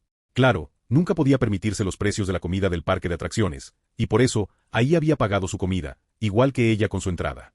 Ai observó el comportamiento inusual del hombre mientras comía su hamburguesa y bebía de su malteada. Su ansiedad le pareció entrañable. Era inusual que Julian mostrara debilidad. Normalmente tenía una actitud arrogante al tratar con la gente, como si fuera un dios descendido del cielo y quienes lo rodeaban fueran simples simios sin pelo. Su mala conducta con las multitudes lo hacía parecer más humano, pero lo más importante era que era una debilidad que ahí podía explotar si alguna vez se pasaba de la raya. Sin embargo, ella nunca admitiría que tenía tanta crueldad en su mente. En lugar de eso usó una fachada convincente de una amiga preocupada, mientras agarraba la mano temblorosa de Julian e intentaba calmarlo. ¿Estás bien, Julián? Te ves un poco indispuesto. Julian estaba nervioso, rodeado de tanta gente y sus gritos de emoción. Casi le da una bofetada a la chica cuando lo tocó sin permiso. Su mirada se dirigió rápidamente al bonito rostro de ahí, como si estuviera localizando a su objetivo antes de desatar su ataque. Había una expresión de genuina preocupación en su bonito rostro mientras revisaba su estado, lo que ayudó a calmarlo. Conociendo la personalidad de Julian, ahí supuso que respondería negando su condición, y en cambio, fingiendo que se sentía bien rodeado de tanta gente. Esto solo aumentaría su ansiedad, ya que se vería obligado a fingir todo el día. Sin embargo, al instante siguiente, Julian suspiró y dijo algo inesperado. No voy a mentir. No me siento muy bien ahora mismo. La gente, sobre todo mucha gente, me resulta desconcertante. Ahí no pudo evitar reírse al ver la expresión de dolor de Julian. Su respuesta fue fulminar con la mirada a la joven hasta que ella se detuvo, lo que finalmente hizo, solo para sermonearlo sobre su estilo de vida. Bueno, no me sorprende. Pasas el mayor tiempo posible recluido en la biblioteca, solo con libros para hacerte compañía. De hecho, no creo haberte visto nunca interactuar voluntariamente con otro ser humano. Al oír esto, Julián mostró una expresión de confusión. No entendía a qué se refería la chica. Solo podía pedirle una aclaración. ¿Por qué lo haría? Las dos amigas se miraron en silencio por un momento, como si fueran de planetas diferentes. Ahí solo pudo suspirar y apoyar la cara en la palma de las manos. En ese momento, sintió como si estuviera dando un sermón a una niña sobre cómo llevarse bien con los demás. Porque no puedes hacerlo todo solo en este mundo. Necesitas ayuda, sobre todo si te unes al ejército. Si no socializas con tu unidad, sentirán que no pueden confiarte su apoyo. Apuesto a que no has hablado ni una palabra con nadie del cuartel desde que entraste en la academia, salvo quizás alguna charla informal. Tengo razón, ¿verdad? Julian tuvo que reflexionar mucho sobre los últimos 2 años para recordar una sola ocasión en la que hubiera hablado con alguien en el cuartel, más allá de una conversación obligatoria o preguntas básicas. La expresión de su rostro, al intentar recordar un momento en el que hubiera hablado con alguien que no fuera de pasada, hizo que ahí riera de nuevo. Mientras Julian se perdía en sus pensamientos, un grupo de chicas pasó junto a la mesa donde estaba sentado. Sin embargo, al ver a ahí, se detuvieron en seco antes de acercarse a la mujer. «Ay, ¿eres tú? No te he visto desde la preparatoria. ¿Es tu novio?» Ahí miró a las chicas y se levantó de su asiento antes de abrazarlas. Al parecer, eran buenas amigas antes de empezar la universidad. Tras escuchar la pregunta sobre Julian, la chica se sonrojó, pues no sabía cómo responder. Julian, en cambio, no se había dado cuenta ni le importaban las amigas de la chica. Simplemente se mostró distante, como siempre. Finalmente, ahí lo presentó a las chicas con el ceño ligeramente fruncido, sabiendo que él no tomaría la iniciativa. Este es Julian. Es amigo mío de la academia. ¿Puedes creer que nunca ha estado en un parque de diversiones? Cuando oí esto, supe que tenía que arrastrarlo yo mismo. Pero parece que no aprecia mi amabilidad. La chica con la que ahí parecía ser más amigable inmediatamente sintió sospechas cuando escuchó esto y comenzó a diseccionar verbalmente la declaración de ahí frente a ella. ¿Es un amigo? No sé tú, pero yo normalmente no llevaría a un chico a un parque de diversiones a menos que tuviera una cita con él. Al oír esto, Julián se sintió avergonzado. Nunca había considerado siquiera la posibilidad de que se tratara de una cita, y de inmediato se sonrojó en un rincón, guardando silencio. Dejaría que ahí le aclarara el malentendido. Naturalmente, ahí defendió su declaración con un intento poco convincente. ¿Cita? No, no es así. Solo somos 2 amigos pasando el rato en un parque de diversiones, ¿verdad, Julian? Julián suspiró aliviado al oír esto. Tenía razón. Era imposible que una chica como ahí se interesara por él. Por eso, no se sintió mal, pues mantuvo una expresión estoica mientras corregía la declaración de ahí delante de sus amigas. ¿Amigos? Nos consideraría más bien conocidos. En cuanto a que esto sea una cita, es simplemente improbable. Ahí le lanzó a Julian una mirada fulminante. No entendía por qué siempre era así. ¿Cómo era posible que no fueran amigos? Se conocían desde hacía más de 3 meses. Él había ido a su casa y había probado su comida, y ahora estaban juntos en un parque de atracciones. ¿Cómo demonios era posible que se les considerara solo conocidos? Cuando las chicas notaron la mirada furiosa de ahí dirigida a Julian después de que éste dijera que no eran más que conocidos, comprendieron perfectamente lo que estaba pasando. La chica que se había acercado ahí la rodeó con el brazo y le susurró algo al oído para que Julian no pudiera oírlo. El amor no correspondido es una mierda, ¿verdad? Aunque no sé por qué te interesa un tipo así, sigue intentándolo. Con el tiempo, cambiará de opinión. O sea, no es que tenga una mejor opción que tú, ¿verdad? Ahí se sonrojó de inmediato al oír esto, antes de mirar a su amiga a los ojos. La chica la apoyó con una mirada y le hizo un gesto con el pulgar hacia arriba. Tras decir esto, volvió a hablar con Julian. Bueno, fue un placer conocerte, Julián. Las chicas y yo nos adelantamos. Que se diviertan, y ahí, te apoyo. Tras decir esto, el trío de jóvenes salió corriendo hacia el parque de atracciones, dejando ahí, avergonzada, y a Julian, un poco nervioso, sentados en un incómodo silencio mientras disfrutaban de sus carísimas hamburguesas y malteadas. Ahí finalmente logró convencer a Julian de salir de su caparazón y lo convenció de disfrutar de algunas atracciones juntos. Poco después, Itami despertó de su sueño y miró al techo con una expresión deprimida en su hermoso rostro. Solo pudo suspirar derrotada mientras pensaba en lo que había soñado.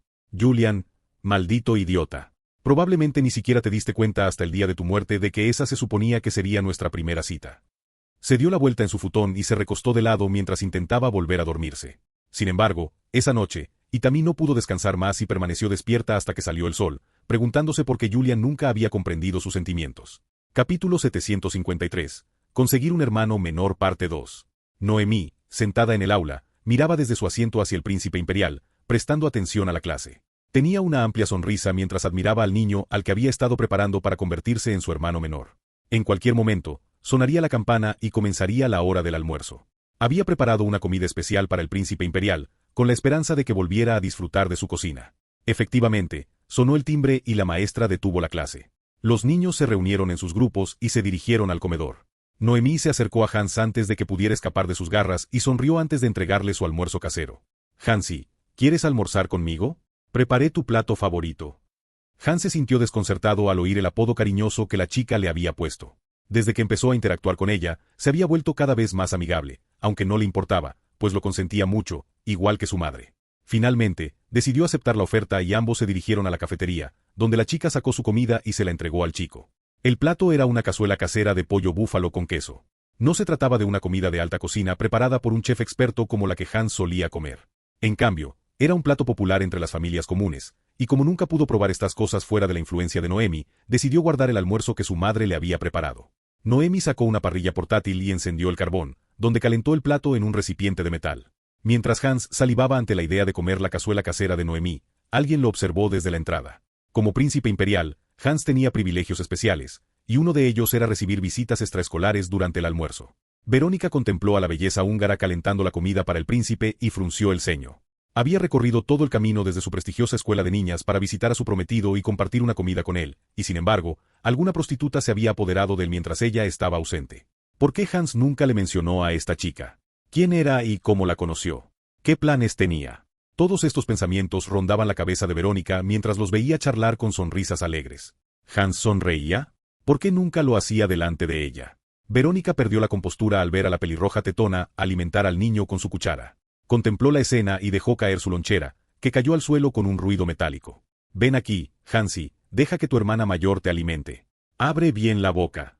Antes de que Hans pudiera aceptar la cucharada de guisado, el brazo de Verónica se aferró firmemente a la mano de Noemi, impidiéndole alimentar al niño. Una mirada furiosa emanaba de los ojos heterocromáticos de Verónica mientras regañaba a la belleza húngara por seducir a su prometido. Hansi, ¿por qué le pones a mi Hans un apodo tan infantil? Noemí se estremeció al ver a Verónica enfurecida. Sabía que el chico tenía prometidas, pues había oído rumores, pero nunca imaginó que una de ellas irrumpiría en su escuela y la pillaría en el acto. Forzó una sonrisa encantadora mientras intentaba saludar a la chica que tenía frente a ella, pero Verónica no se lo permitió. Debes ser Verónica. Hansi me ha hablado mucho de ti. Antes de que la niña pudiera terminar la frase, Verónica le dio una bofetada violenta en la mejilla, dejándole una marca roja. Noemi miró con asombro a la princesa bohemia mientras recibía otra reprimenda. Ramera. ¿Quién te dijo que podías acercarte al príncipe imperial? ¿Crees que eres digna? Hans, no quiero que hables más con esta chica. Ven conmigo. Tenemos un almuerzo para disfrutar. Verónica agarró el antebrazo de Hans e intentó apartarlo cuando el pequeño la abofeteó. Sorprendió a la princesa bohemia y a todos los presentes en la cafetería, que presenciaban el drama de este pequeño triángulo amoroso. Verónica no podía creer que Hans la hubiera golpeado y al instante retrocedió asustada. Hansku. Las lágrimas corrieron por sus ojos mientras trataba de preguntar por qué Hans estaba siendo tan cruel con ella, pero la mirada cruel en los ojos del chico que acompañaba su paliza verbal expuso la razón antes de que ella pudiera siquiera hacer la pregunta. ¿Te atreves a decirme con quién puedo y con quién no puedo relacionarme? ¿Quién te crees que eres? Soy el príncipe Hans von Kufstein y heredero del imperio alemán. ¿Y crees que solo por ser mi prometido tienes control sobre mí? Verónica, Creo que te has quedado más tiempo del debido. Vuelve a tu colegio de chicas antes de que me enfade. Tras decir esto, el chico no miró a Verónica 2 veces, sino que se dedicó a comprobar el estado de Noemi. Sus palabras le dolieron profundamente a Verónica, haciéndola huir entre lágrimas. Hermana mayor Noemi, ¿estás bien? Espero que esa chica no te haya hecho daño. Lo último que vio Verónica antes de salir corriendo de la escuela fue a Noemi metiendo al niño en su pecho y acariciándole el cabello con una sonrisa maliciosa en su rostro. Oh, mi dulce Hansi, no es tu culpa. Es natural que esa pequeña perra esté celosa de nuestra relación. Dicho esto, los dos continuaron comiendo, mientras Verónica se vio obligada a huir del lugar avergonzada. La noticia de este incidente no tardó en llegar a oídos de Linde. Al fin y al cabo, tenía varios ojos vigilando a sus hijos en todo momento. Al enterarse, suspendió de inmediato su trabajo de inteligencia nacional. En lugar de ocuparse de asuntos cruciales de Estado, procedió a recabar toda la información posible sobre la joven belleza húngara llamada Noemi. Linde miró fijamente el informe que tenía en las manos con el ceño fruncido. Aún no existían fotos, así que solo pudo leer la descripción del adolescente, lo que enfureció a la sobreprotectora madre. Cabello largo y pelirrojo, ojos violeta y, lo más importante, una figura definida, a pesar de su corta edad. Esto, sumado a los informes de que Noemí obligaba al príncipe a llamar a su hermana mayor, le dejó claro a Linde que la niña era solo una imitación barata de sí misma. La idea de que su preciado bebé cayera en las garras de una joven zorra húngara la llenaba de rabia y celos.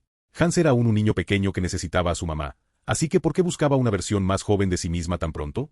Se suponía que solo lo haría cuando fuera mayor. Esto no podía soportarlo.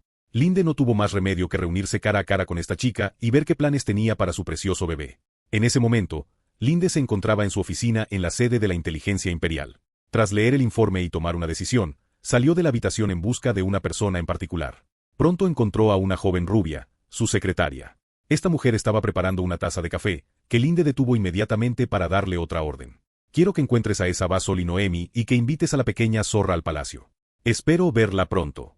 La secretaria percibió un atisbo de hostilidad en los ojos azul cielo de Linde y tragó saliva de inmediato. No había nada más temible para los miembros de la inteligencia imperial que la directora cuando estaba enfadada. Sobre todo si esa ira se dirigía a alguien que había atacado a su familia. Al ver a la mujer detenerse asustada, Linde la miró con fiereza antes de preguntarle por qué seguía callada. ¿Qué haces ahí parado? Hazlo ya. La mujer dejó rápidamente la jarra de café y saludó a Linde antes de salir corriendo a cumplir con la tarea que le habían encomendado. Hans ignoraba por completo que el pequeño incidente con Verónica y Noemi había llegado a oídos de su madre incluso antes de que terminara la jornada escolar. Así que fue un gran shock cuando un agente de inteligencia imperial se acercó a Noemi después de clase y la invitó a su casa. En ese momento supo que la había cagado. Solo había una razón por la que su madre sabría de Noemi, y era porque había montado un escándalo.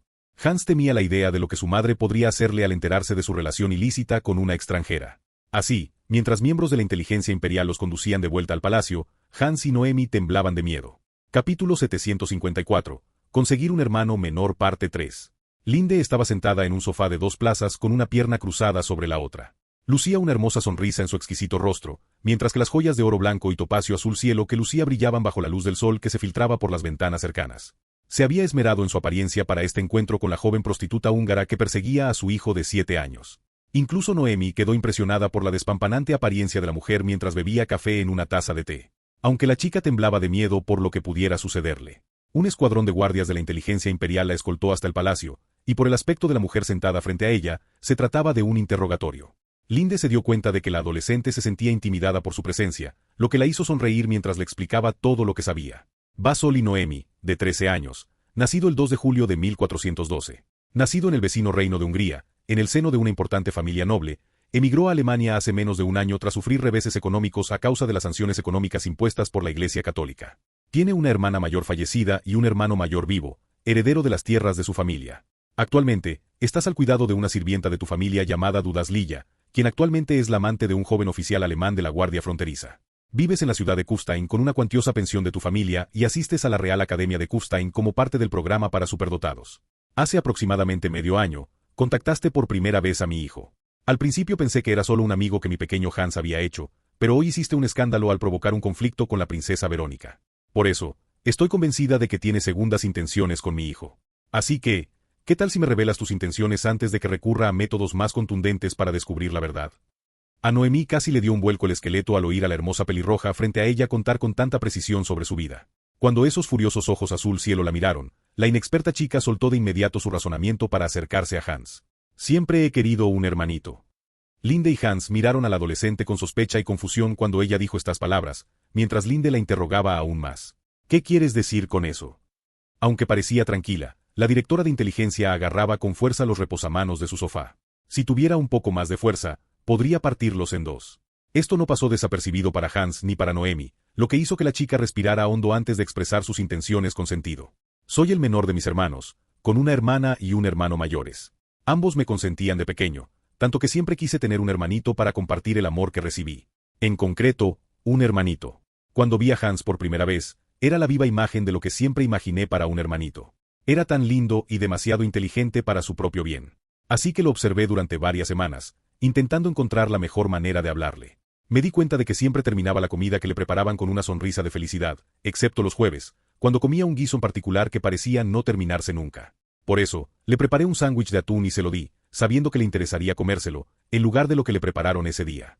Desde entonces, he mantenido una relación de amistad con el príncipe, así que me considera una hermana mayor.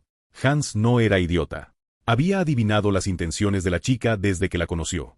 A pesar de conocer sus planes, lo cierto era que disfrutaba siendo consentido por mujeres mayores y hermosas con pechos grandes, y aunque Verónica era joven, estaba más desarrollada que las demás chicas de su clase. Por lo tanto, toleraba sus travesuras sin darle importancia. Sin embargo, al oír a la chica confesar que tiraba los almuerzos de su madre los jueves, el joven príncipe se puso rígido de terror. La mirada siempre atenta de los ojos azul cielo de su madre lo penetraba profundamente, con una hermosa sonrisa en el rostro. Sin embargo, Hans sabía que tras esa sonrisa se escondía el corazón negro de una mujer despechada. Por eso, no le sorprendió que ella abordara este punto.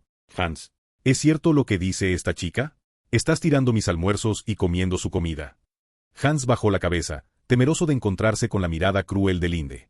Noemi lo notó y supo que algo andaba mal. Solo pudo mirar al chico y disculparse en silencio. Lo lamento. Hans permaneció en silencio, lo que solo provocó que Linde se enfureciera aún más. Hans, respóndeme ahora mismo. Al oír que la voz de la mujer se elevaba, casi saltó de su asiento y rápidamente cantó como un canario. Sí, mami. Hans se tensó y cerró los ojos por miedo a lo que su madre pudiera hacerle. Sin embargo, ocurrió lo inesperado. Su mirada furiosa se iluminó, y agarró a su hijo y lo sentó en su regazo, apretando su cabeza contra su pecho, mientras le hablaba con cariño. Hans, deberías haberme dicho que si no te gustaba ese plato, con gusto te habría preparado otro. No leo la mente, tonto. Debes decirle a mamá cuando no te gusta algo. Hans contempló el hermoso rostro de su madre y suspiró aliviado. Pensó que se metería en problemas cuando se revelara este secreto. Sin embargo, al instante siguiente, la voz de la mujer se volvió gélida al mirar a Noemí, quien observaba la escena de confusión.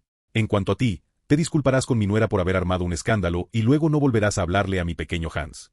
Si descubro que te acercas a él después de hoy, haré que te transfieran a otra escuela. ¿Quedó claro? Hans estaba a punto de protestar cuando Linde le lanzó una mirada feroz y presionó su dedo sobre sus labios antes de regañarlo por su comportamiento errático. No creas que ya te has librado, jovencito. Eres demasiado joven para que te mime otra mujer que no sea tu madre. Me aseguraré de que te quedes en tu habitación pensando en lo que has hecho antes de volver a perderte de vista. Noemi permanecía sentada en silencio, con el rostro abatido. Había disfrutado mucho de su tiempo con Hans, pero si la emperatriz de Alemania le daba una orden, no tenía más remedio que someterse. ¿Quién era ella? Era una joven inmigrante, y si seguía persiguiendo a Hans en el territorio de su familia, Linde podría hacerle la vida extremadamente difícil. La joven belleza húngara solo pudo suspirar derrotada mientras se secaba las lágrimas y accedía a las órdenes de Linde. Está bien, lo entiendo. No me acercaré más a Hans. Lamento el desastre que he causado. Adiós, Hans. Tras decir esto, la niña fue escoltada fuera de la habitación. Hans empezó a inflar las mejillas consternado. Hizo un puchero hacia su madre, quien le acarició el pelo rubio rojizo para intentar calmar su furia interior. Ay, Hans, solo tienes 7 años. Ya habrá tiempo de sobra para que otras mujeres te consientan. Deja que mami disfrute de esto mientras aún eres joven y adorable. También tienes que disculparte con Verónica. Jamás se puede golpear a una dama. Hans se negó a mirar a su madre a los ojos y por eso desvió la mirada mientras murmuraba algo, lo que provocó su desacuerdo con la última declaración de la mujer. Eso no es lo que dice papá. Al parecer, Linde escuchó el comentario del chico y lo miró fijamente antes de expresar sus pensamientos en voz alta. Tu padre es un burro.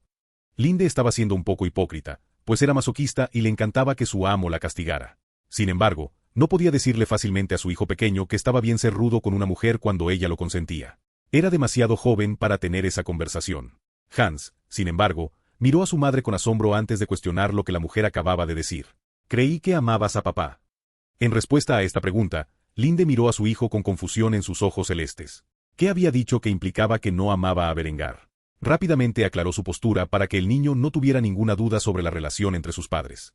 Quiero a tu padre más que a nada, pero eso no quita que sea un imbécil. Simplemente encuentro ese aspecto de su personalidad atractivo. Hans miró a su madre de forma extraña antes de comentar sobre su personalidad. Eres raro. Linde simplemente sonrió y acarició el cabello del niño antes de responder a esta declaración. Y tú eres mi hijo, así que haz lo que te digo y discúlpate con tu prometida, o te confinaré en tu habitación durante un mes. El príncipe hizo pucheros una vez más, mientras trataba de objetar las órdenes de su madre. Pero papá dice. La feroz mirada de Linde atravesó el alma de Hans mientras hablaba con voz severa, silenciándolo antes de que pudiera terminar su pensamiento.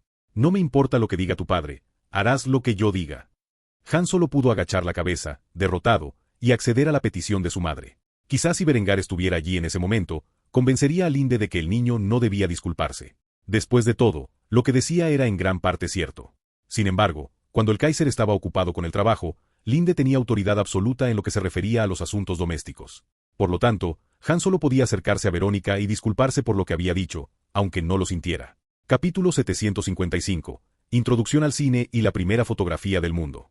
Berengar se encontraba en el laboratorio principal del Departamento de Química de Kufstein, donde Aldo von Passau y su equipo de químicos estaban ansiosos por presentar su último invento al Kaiser. Lo habían arrastrado desde su casa hasta este edificio para presenciar el nuevo invento. O debería decir el prototipo del nuevo invento. Como químicos, Aldo von Passau y su equipo recibieron financiación casi ilimitada para alcanzar sus objetivos académicos. Algunos se centraron en la medicina, otros en productos militares, y otros, en cambio, persiguieron sus propias ideas brillantes. Había dos nuevos inventos sobre una mesa en el laboratorio. Berengar los reconoció de inmediato y se sorprendió de que estuvieran revelados. Uno era un rollo de película y el otro, una primitiva cámara de cajón que utilizaba la mencionada película para tomar fotografías. Aunque Berengario reconoció de inmediato los dispositivos, fingió ignorancia. Era mejor no fingir que sabía todo lo que estos hombres inventaban. Después de todo, no quería iniciar una investigación sobre el origen de este conocimiento. ¿Esto es todo? ¿Estos son los nuevos inventos? ¿Qué son? Aldo von Passau mostró una agradable sonrisa mientras le presentaba el concepto a Berengar. Esto es algo con lo que hemos estado experimentando durante un tiempo.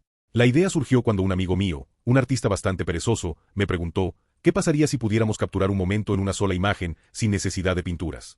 Gracias al trabajo de mis colegas del Departamento de Química y algunos amigos que entienden de ingeniería, creamos esto que ven aquí. El resultado fue un rollo de película que parecía bastante moderno.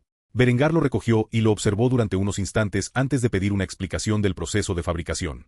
¿Cómo hiciste esto? Aldo tenía una sonrisa orgullosa en su rostro mientras anunciaba los medios que utilizó para crear la película. Comenzamos con una mezcla de plata y cloro, lo que dio lugar a un compuesto llamado cloruro de plata. Tras mucha experimentación, descubrimos que este químico es sensible a la luz y, por lo tanto, tras cristalizarlo, experimentamos con su uso. Finalmente, nos decidimos por una mezcla de cristales de cloruro de plata con gelatina, que aplicamos sobre un sustrato de celuloide. Hemos probado muchas combinaciones químicas, pero este es el mejor resultado que hemos obtenido. Al final, un amigo ingeniero creó este otro dispositivo para usarlo. Estábamos a punto de probarlo, y pensé que querría salir en la primera foto del mundo. Berengar observó la cámara y se dio cuenta de que era una cámara de cajón básica. Una cámara de cajón usaba una caja de cartón o plástico con una lente cóncava convexa en un lado y la película en el otro. Con solo presionar un botón, podía tomar una fotografía. Berengar se alegró de que estos hombres quisieran incluirlo en sus experimentos, sobre todo porque parecía que podrían tener un producto funcional. Así, vestido con sus insignias imperiales, Berengario sonrió al estar junto al equipo de químicos y algunos ingenieros. Estos hombres estaban junto a una mesa que contenía un rollo de película y otro prototipo de cámara de cajón. Un miembro del Departamento de Química, que no participó en ninguno de los dos proyectos, sostenía el dispositivo en la mano, tras recibir instrucciones detalladas sobre su uso. Cuando todos estuvieron en posición, presionó el botón y, con un potente flash, se tomó la foto. Aunque revelar el negativo para obtener una fotografía perfecta requeriría cierto esfuerzo, los científicos estaban seguros de haber tomado la primera fotografía del mundo. Berengar quedó gratamente sorprendido con esta visita e inmediatamente preguntó a Aldo sobre la viabilidad de la producción a gran escala. Aldo, ¿cuánto tardarás en conocer los resultados? Mejor aún, ¿cuánto tardaremos en empezar a fabricar estas cámaras y películas? Aldo se dio cuenta de que Berengar estaba demasiado ansioso, lo cual era extraño para un hombre que solía entusiasmarse con el armamento militar, y no con productos simples como este. Tras el desarrollo de las armas químicas, que lo avergonzaban de llamarse químico, Aldo no pudo evitar cuestionar las intenciones de Berengar. ¿Por qué lo preguntas? Berengario no dudó en revelar los planes que tenía para estas fotografías. Aunque desconocía las reservas de Aldo sobre los avances químicos en la guerra, no dudó en explicar los propósitos prácticos de las cámaras. Se me acaba de ocurrir una idea brillante. Podríamos emplear estos dispositivos en los campos de inteligencia, documentación gubernamental y propaganda. ¿Te lo imaginas? Supongamos que uno de nuestros agentes está en el campo, tras las líneas enemigas, y encuentra pruebas de una conspiración enemiga. Podrían fotografiar estos documentos y enviarlos a casa, donde se podría tomar una contramedida adecuada. Luego está el departamento de propaganda. Podríamos tomar fotos de eventos importantes y publicarlas en los periódicos nacionales. La gente podría ver con sus propios ojos la grandeza de nuestro país, sin necesidad de leer sobre ello. Luego están los propósitos de la identificación gubernamental. Por ejemplo, en inmigración, sería recomendable tener una identificación oficial con foto, para poder determinar si el titular miente sobre su estatus de residencia. Las aplicaciones de esta tecnología son ilimitadas, y quizás algún día podamos desarrollar los medios para documentar no solo un instante, sino el paso del tiempo mismo. Piénsalo, Aldo, tú y tu equipo acaban de cambiar la forma en que funciona el mundo. Aldo se sorprendió al ver la anticipación con la que Berengar había usado este nuevo invento. Apenas había pasado un momento desde que Berengar lo presenció, y sin embargo, ya había pensado en muchas maneras de usarlo para el bien de la sociedad. La documentación, la inteligencia y la propaganda podrían beneficiarse del dispositivo. De hecho, estos campos se verían tan afectados que quienes los trabajaban tendrían que replantearse cómo abordar sus trabajos. A diferencia del gas cloro, este invento podía utilizarse para ayudar al imperio en algo más que un simple efecto letal. Le complacía poder redimirse con un invento útil tras ser el diseñador principal del proyecto de armas químicas. Por lo tanto, lo pensó un momento antes de opinar sobre cuánto tiempo tomaría poner estos dispositivos en manos de quienes los necesitaban. Podemos comenzar la producción en 3 a 6 meses. Después, supongo que pasará algún tiempo antes de que podamos producir suficientes dispositivos para que los utilicen eficientemente los distintos departamentos gubernamentales que los necesitan. Sin embargo, en los próximos 2 años, deberían ser de uso común en todo el Reich. Berengario se alegró al oír esto y asintió con la cabeza con una sonrisa enfática en su rostro. Bien, muy bien. Bueno, lo dejo con su trabajo, doctor. No me decepcione. Espero con ansias el día en que mis agentes puedan usarlos en el campo. Tras decir esto, Berengario abandonó el departamento de química de Kufstein y regresó al palacio. Tenía muchos planes para estos dispositivos y se alegraba de que sus subordinados progresaran en el conocimiento de sus respectivos campos. Berengario había proporcionado al pueblo alemán los medios para destacarse del resto del mundo. Química, física, biología, astronomía, ingeniería, etc. Todos estos eran campos que Berengario dominaba al menos a nivel universitario del siglo XXI, y por lo tanto educó a las personas más capacitadas para profundizar en ellos. En los años transcurridos desde que introdujo este conocimiento a su pueblo, muchos de sus ciudadanos se habían educado, y aquellos con mentes brillantes habían ingresado y se habían graduado en las universidades que Berengario fundó. De un equipo de unas pocas docenas de químicos, Berengario ahora contaba con cientos trabajando para él. Cada uno estaba más ansioso que el anterior por hacer una contribución significativa al mundo. No le sorprendería que, en 100 años, el imperio alemán de este mundo hubiera llegado a la luna. Era una idea divertida. Una sociedad con una mentalidad del siglo XIX, pero con tecnología del siglo XXI ya existente en el siglo XVI, mientras que el resto del mundo permanecía en un entorno renacentista. Tales pensamientos dibujaron una sonrisa en el rostro del Kaiser mientras regresaba al trabajo, tarareando una melodía de su vida pasada.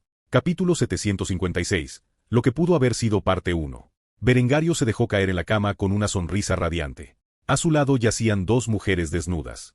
Una era su hermana menor, Henrietta, y la otra, su prima Adela. Las 3 acababan de disfrutar de un rato agradable juntas justo antes de acostarse. Durante las últimas semanas, Adela y Henrietta habían estado visitando la habitación de Berengar siempre que tenían oportunidad, donde lo dejaban completamente seco juntas. Era un mundo nuevo y emocionante, y Adela había desarrollado una estrecha relación con su prima menor, Henrietta, tras el entrenamiento especial de Linde. La vida familiar de Berengario estaba llena de placer hedonista, bebía, fumaba y se acostaba con 5 mujeres diferentes cada día. A veces se le acercaban juntas, otras por separado, pero lo más común era que lo hicieran de 2 en 2.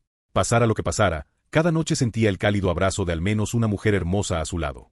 Así, mientras su mente se sumía en la oscuridad, besaba a sus 2 pequeñas descaradas en la frente antes de despedirse. Buenas noches, mis hermosas niñas. Las amo a ambas. Las 2 mujeres sonrieron y acurrucaron sus cabezas en el pecho de Berengar mientras le repetían las palabras. Nosotros también te amamos. Tras oír esto, Berengar se quedó dormido. Allí, por primera vez en mucho tiempo, se vio inmerso en los recuerdos de su vida pasada. Como si lo hubieran absorbido a otro mundo, Berengar entró en pánico al mirar a su alrededor y darse cuenta de que estaba entre las filas de la graduación de su generación. Entre la multitud que se había reunido para observar a los cadetes mientras entraban oficialmente al servicio activo había otra cadete, una joven belleza japonesa que sonrió y aplaudió mientras miraba al hombre del que estaba secretamente enamorada mientras recibía su diploma. Por supuesto, en su vida pasada, Julián no había notado esa mirada cariñosa. Sin embargo, allí, presenciando esta escena una vez más, Berengar pudo ver con claridad que su antigua conocida Mizuno ahí sentía algo por él, lo que al instante le provocó un colapso mental. Simplemente se quedó allí, incrédulo, mientras intentaba comprender lo que le estaba sucediendo. Era claramente solo un sueño, pero era tan vívido. Era como si estuviera reviviendo el momento con sus recuerdos intactos. Estaba de pie en el escenario con un diploma en la mano, pero no escuchó ni una sola palabra de lo que le dijeron. Solo pudo mirar a Ai con incredulidad, murmurando en voz baja sus pensamientos. ¿Ai sentía algo por mí? No. No puede ser, ¿verdad? Tengo que descubrir la verdad. Berengar no sabía si este sueño le permitiría escuchar la verdad o si era simplemente un trabajo de su mente para llenar los vacíos, pero tenía que saber la verdad. Había pasado 3 de sus 4 años universitarios con la mujer molestándolo. Si era cierto que ella sentía algo por él en secreto, entonces tenía que descubrirlo. Así, tras esperar a que terminara la ceremonia, encontró rápidamente a Ai entre la multitud y corrió hacia ella, ignorando por completo a sus padres, quienes intentaron hablar con él antes que nadie. Ai se sorprendió al ver a Julian saludarla primero, pero ella lo abrazó rápidamente antes de felicitarlo por haber recibido su diploma. ¡Felicidades! Sé que te has esforzado mucho estos últimos 3 años y me alegro mucho por ti. Estoy deseando que llegue mi graduación el año que viene. En su vida pasada, Julian nunca habló con Ai en ese momento. Sus padres habían monopolizado todo su día de graduación, y nunca había podido escuchar esas palabras. Era asombroso que, a pesar de saber que era un sueño, pareciera que le habían dado una segunda oportunidad. Sintió una intensa ansiedad al contemplar a la mujer que era lo más cercano a una amiga que había tenido en su vida pasada por primera vez en casi 10 años. Ahí pudo ver la preocupación en su rostro e inmediatamente le puso la mano en la frente, comprobando si tenía fiebre mientras lo interrogaba con un dejo de preocupación en la voz. ¿Qué pasa? ¿Estás enfermo? Julián sintió la calidez de la mano de la mujer. Apenas podía creerlo, parecía real. Sin embargo, no era posible. Tenía que ser un sueño. Tardó unos instantes en reaccionar a la pregunta de la chica antes de responder. No, Ai, estoy bien, de verdad. Solo estoy un poco abrumada, eso es todo. Ai se rió cuando escuchó esto antes de responder al reclamo de Julian. Hay mucha gente aquí, ¿eh? No te preocupes, sé que no se te dan bien las multitudes, así que no me extraña que tengas dificultades. Aún así, creo que te veías genial ahí fuera. Julián se rió entre dientes al escuchar esto antes de desviar torpemente la conversación hacia otra dirección. Oye, Ai, hay algo que quería preguntarte. Puede que suene un poco loco, pero ten paciencia un momento. ¿Por casualidad sientes algo por mí? Estas palabras le costaban a Ai procesarse en la mente mientras se sonrojaba como una fresa. No encontraba las palabras para expresar sus sentimientos en ese momento y titubeó, asombrada. Esta reacción sorprendió al instante a Julian, quien respondió con incredulidad. Mierda. ¿Cuánto tiempo llevas sintiéndote así? Ai tardó unos instantes en volver a la realidad, mientras luchaba por creer que ese idiota descerebrado finalmente se había dado cuenta de la verdad. Se le trabó la lengua al admitir cuánto tiempo llevaba sintiéndose así. Bueno, pensándolo bien, me gustas desde mi primer año. Lo siento. ¿Cómo te diste cuenta al final? Creía que eras insensible. Julian extendió la mano y agarró la mejilla de la mujer, lo que la sobresaltó. Se sentía tan real que apenas podía creerlo. Sintió como si su corazón estuviera a punto de colapsar en un agujero negro, pues le tomó 2 vidas comprender finalmente esta verdad. Las lágrimas corrían por sus ojos mientras lamentaba el desastre que había cometido en esta vida, lo que le hizo sollozar mientras desviaba la pregunta de la chica con una vaga declaración. No me creerías si te lo dijera. Lo siento, es que nunca lo supe. Ver las lágrimas en los ojos de Julian hizo que Ai llorara sola. Le había llevado 3 años, pero por fin había superado esa cabeza dura suya. Le agarró las manos y le aseguró que todo iba a estar bien. Está bien, te tomó 3 años darte cuenta de lo que siento. Eso no importa, ahora tenemos mucho que esperar. Tú sientes lo mismo, ¿verdad? Por fin podemos estar juntos. Julián se tambaleó hacia atrás al oír estas palabras. Si su corazón pudiera estallar, lo habría hecho en ese momento. Solo pudo negar con la cabeza mientras las lágrimas lo abrumaban. El acto tomó a la chica por sorpresa, quien pensó que este sería su momento decisivo como pareja. Julián solo pudo decir cuánto lo sentía una y otra vez, ya que no se le ocurría nada más que decir. Lo siento mucho, de verdad lo siento, Ai, si me hubiera dado cuenta antes, pero ya es demasiado tarde. Ai sintió que se le rompía el corazón en ese momento al sujetar con firmeza las manos de Julian y mirarlo a los ojos. Después de tantos años, él había descubierto la verdad y la había rechazado. ¿Qué clase de cruel destino era este? Al oír esto, no pudo evitar cuestionar su cordura. ¿Cómo que es demasiado tarde? Ya estamos aquí. Por fin tenemos la oportunidad de estar juntos, y tú te marchas y más. Julián se secó las lágrimas y adoptó una expresión sombría. Era como si su corazón ya se hubiera descompuesto y ya no existiera, ni siquiera como cadáver. Las lágrimas se habían secado mientras pronunciaba esas palabras en su mente. Lo siento, ahí, de verdad. Si lo hubiera sabido antes, podríamos haber estado juntos, pero ya estoy muerto, y esto es solo un sueño para recordarme lo que he perdido. Lo siento, ojalá hubiéramos estado juntos. De verdad. Tras decir esto, Julián se alejó, dejándose llevar sin vida hacia sus padres, quienes lo esperaban, dejando a la única chica que lo había amado en esta vida desconsolada y llorando. Berengario despertó del sueño en ese instante y contempló la luz de la mañana con lágrimas en los ojos. Deseó no haber tenido ese sueño. Ahora que sabía la verdad, le pesaría en el corazón el resto de su vida. Así, miró a las dos bellas durmientes a su lado y suspiró profundamente antes de sacar una botella de whisky que guardaba en un cajón cercano. Contempló el contenido medio borracho de la botella durante unos instantes en silencio antes de dar un buen trago. No podía hacer nada con el pasado. Solo podía vivir esta vida al máximo, de ahora en adelante.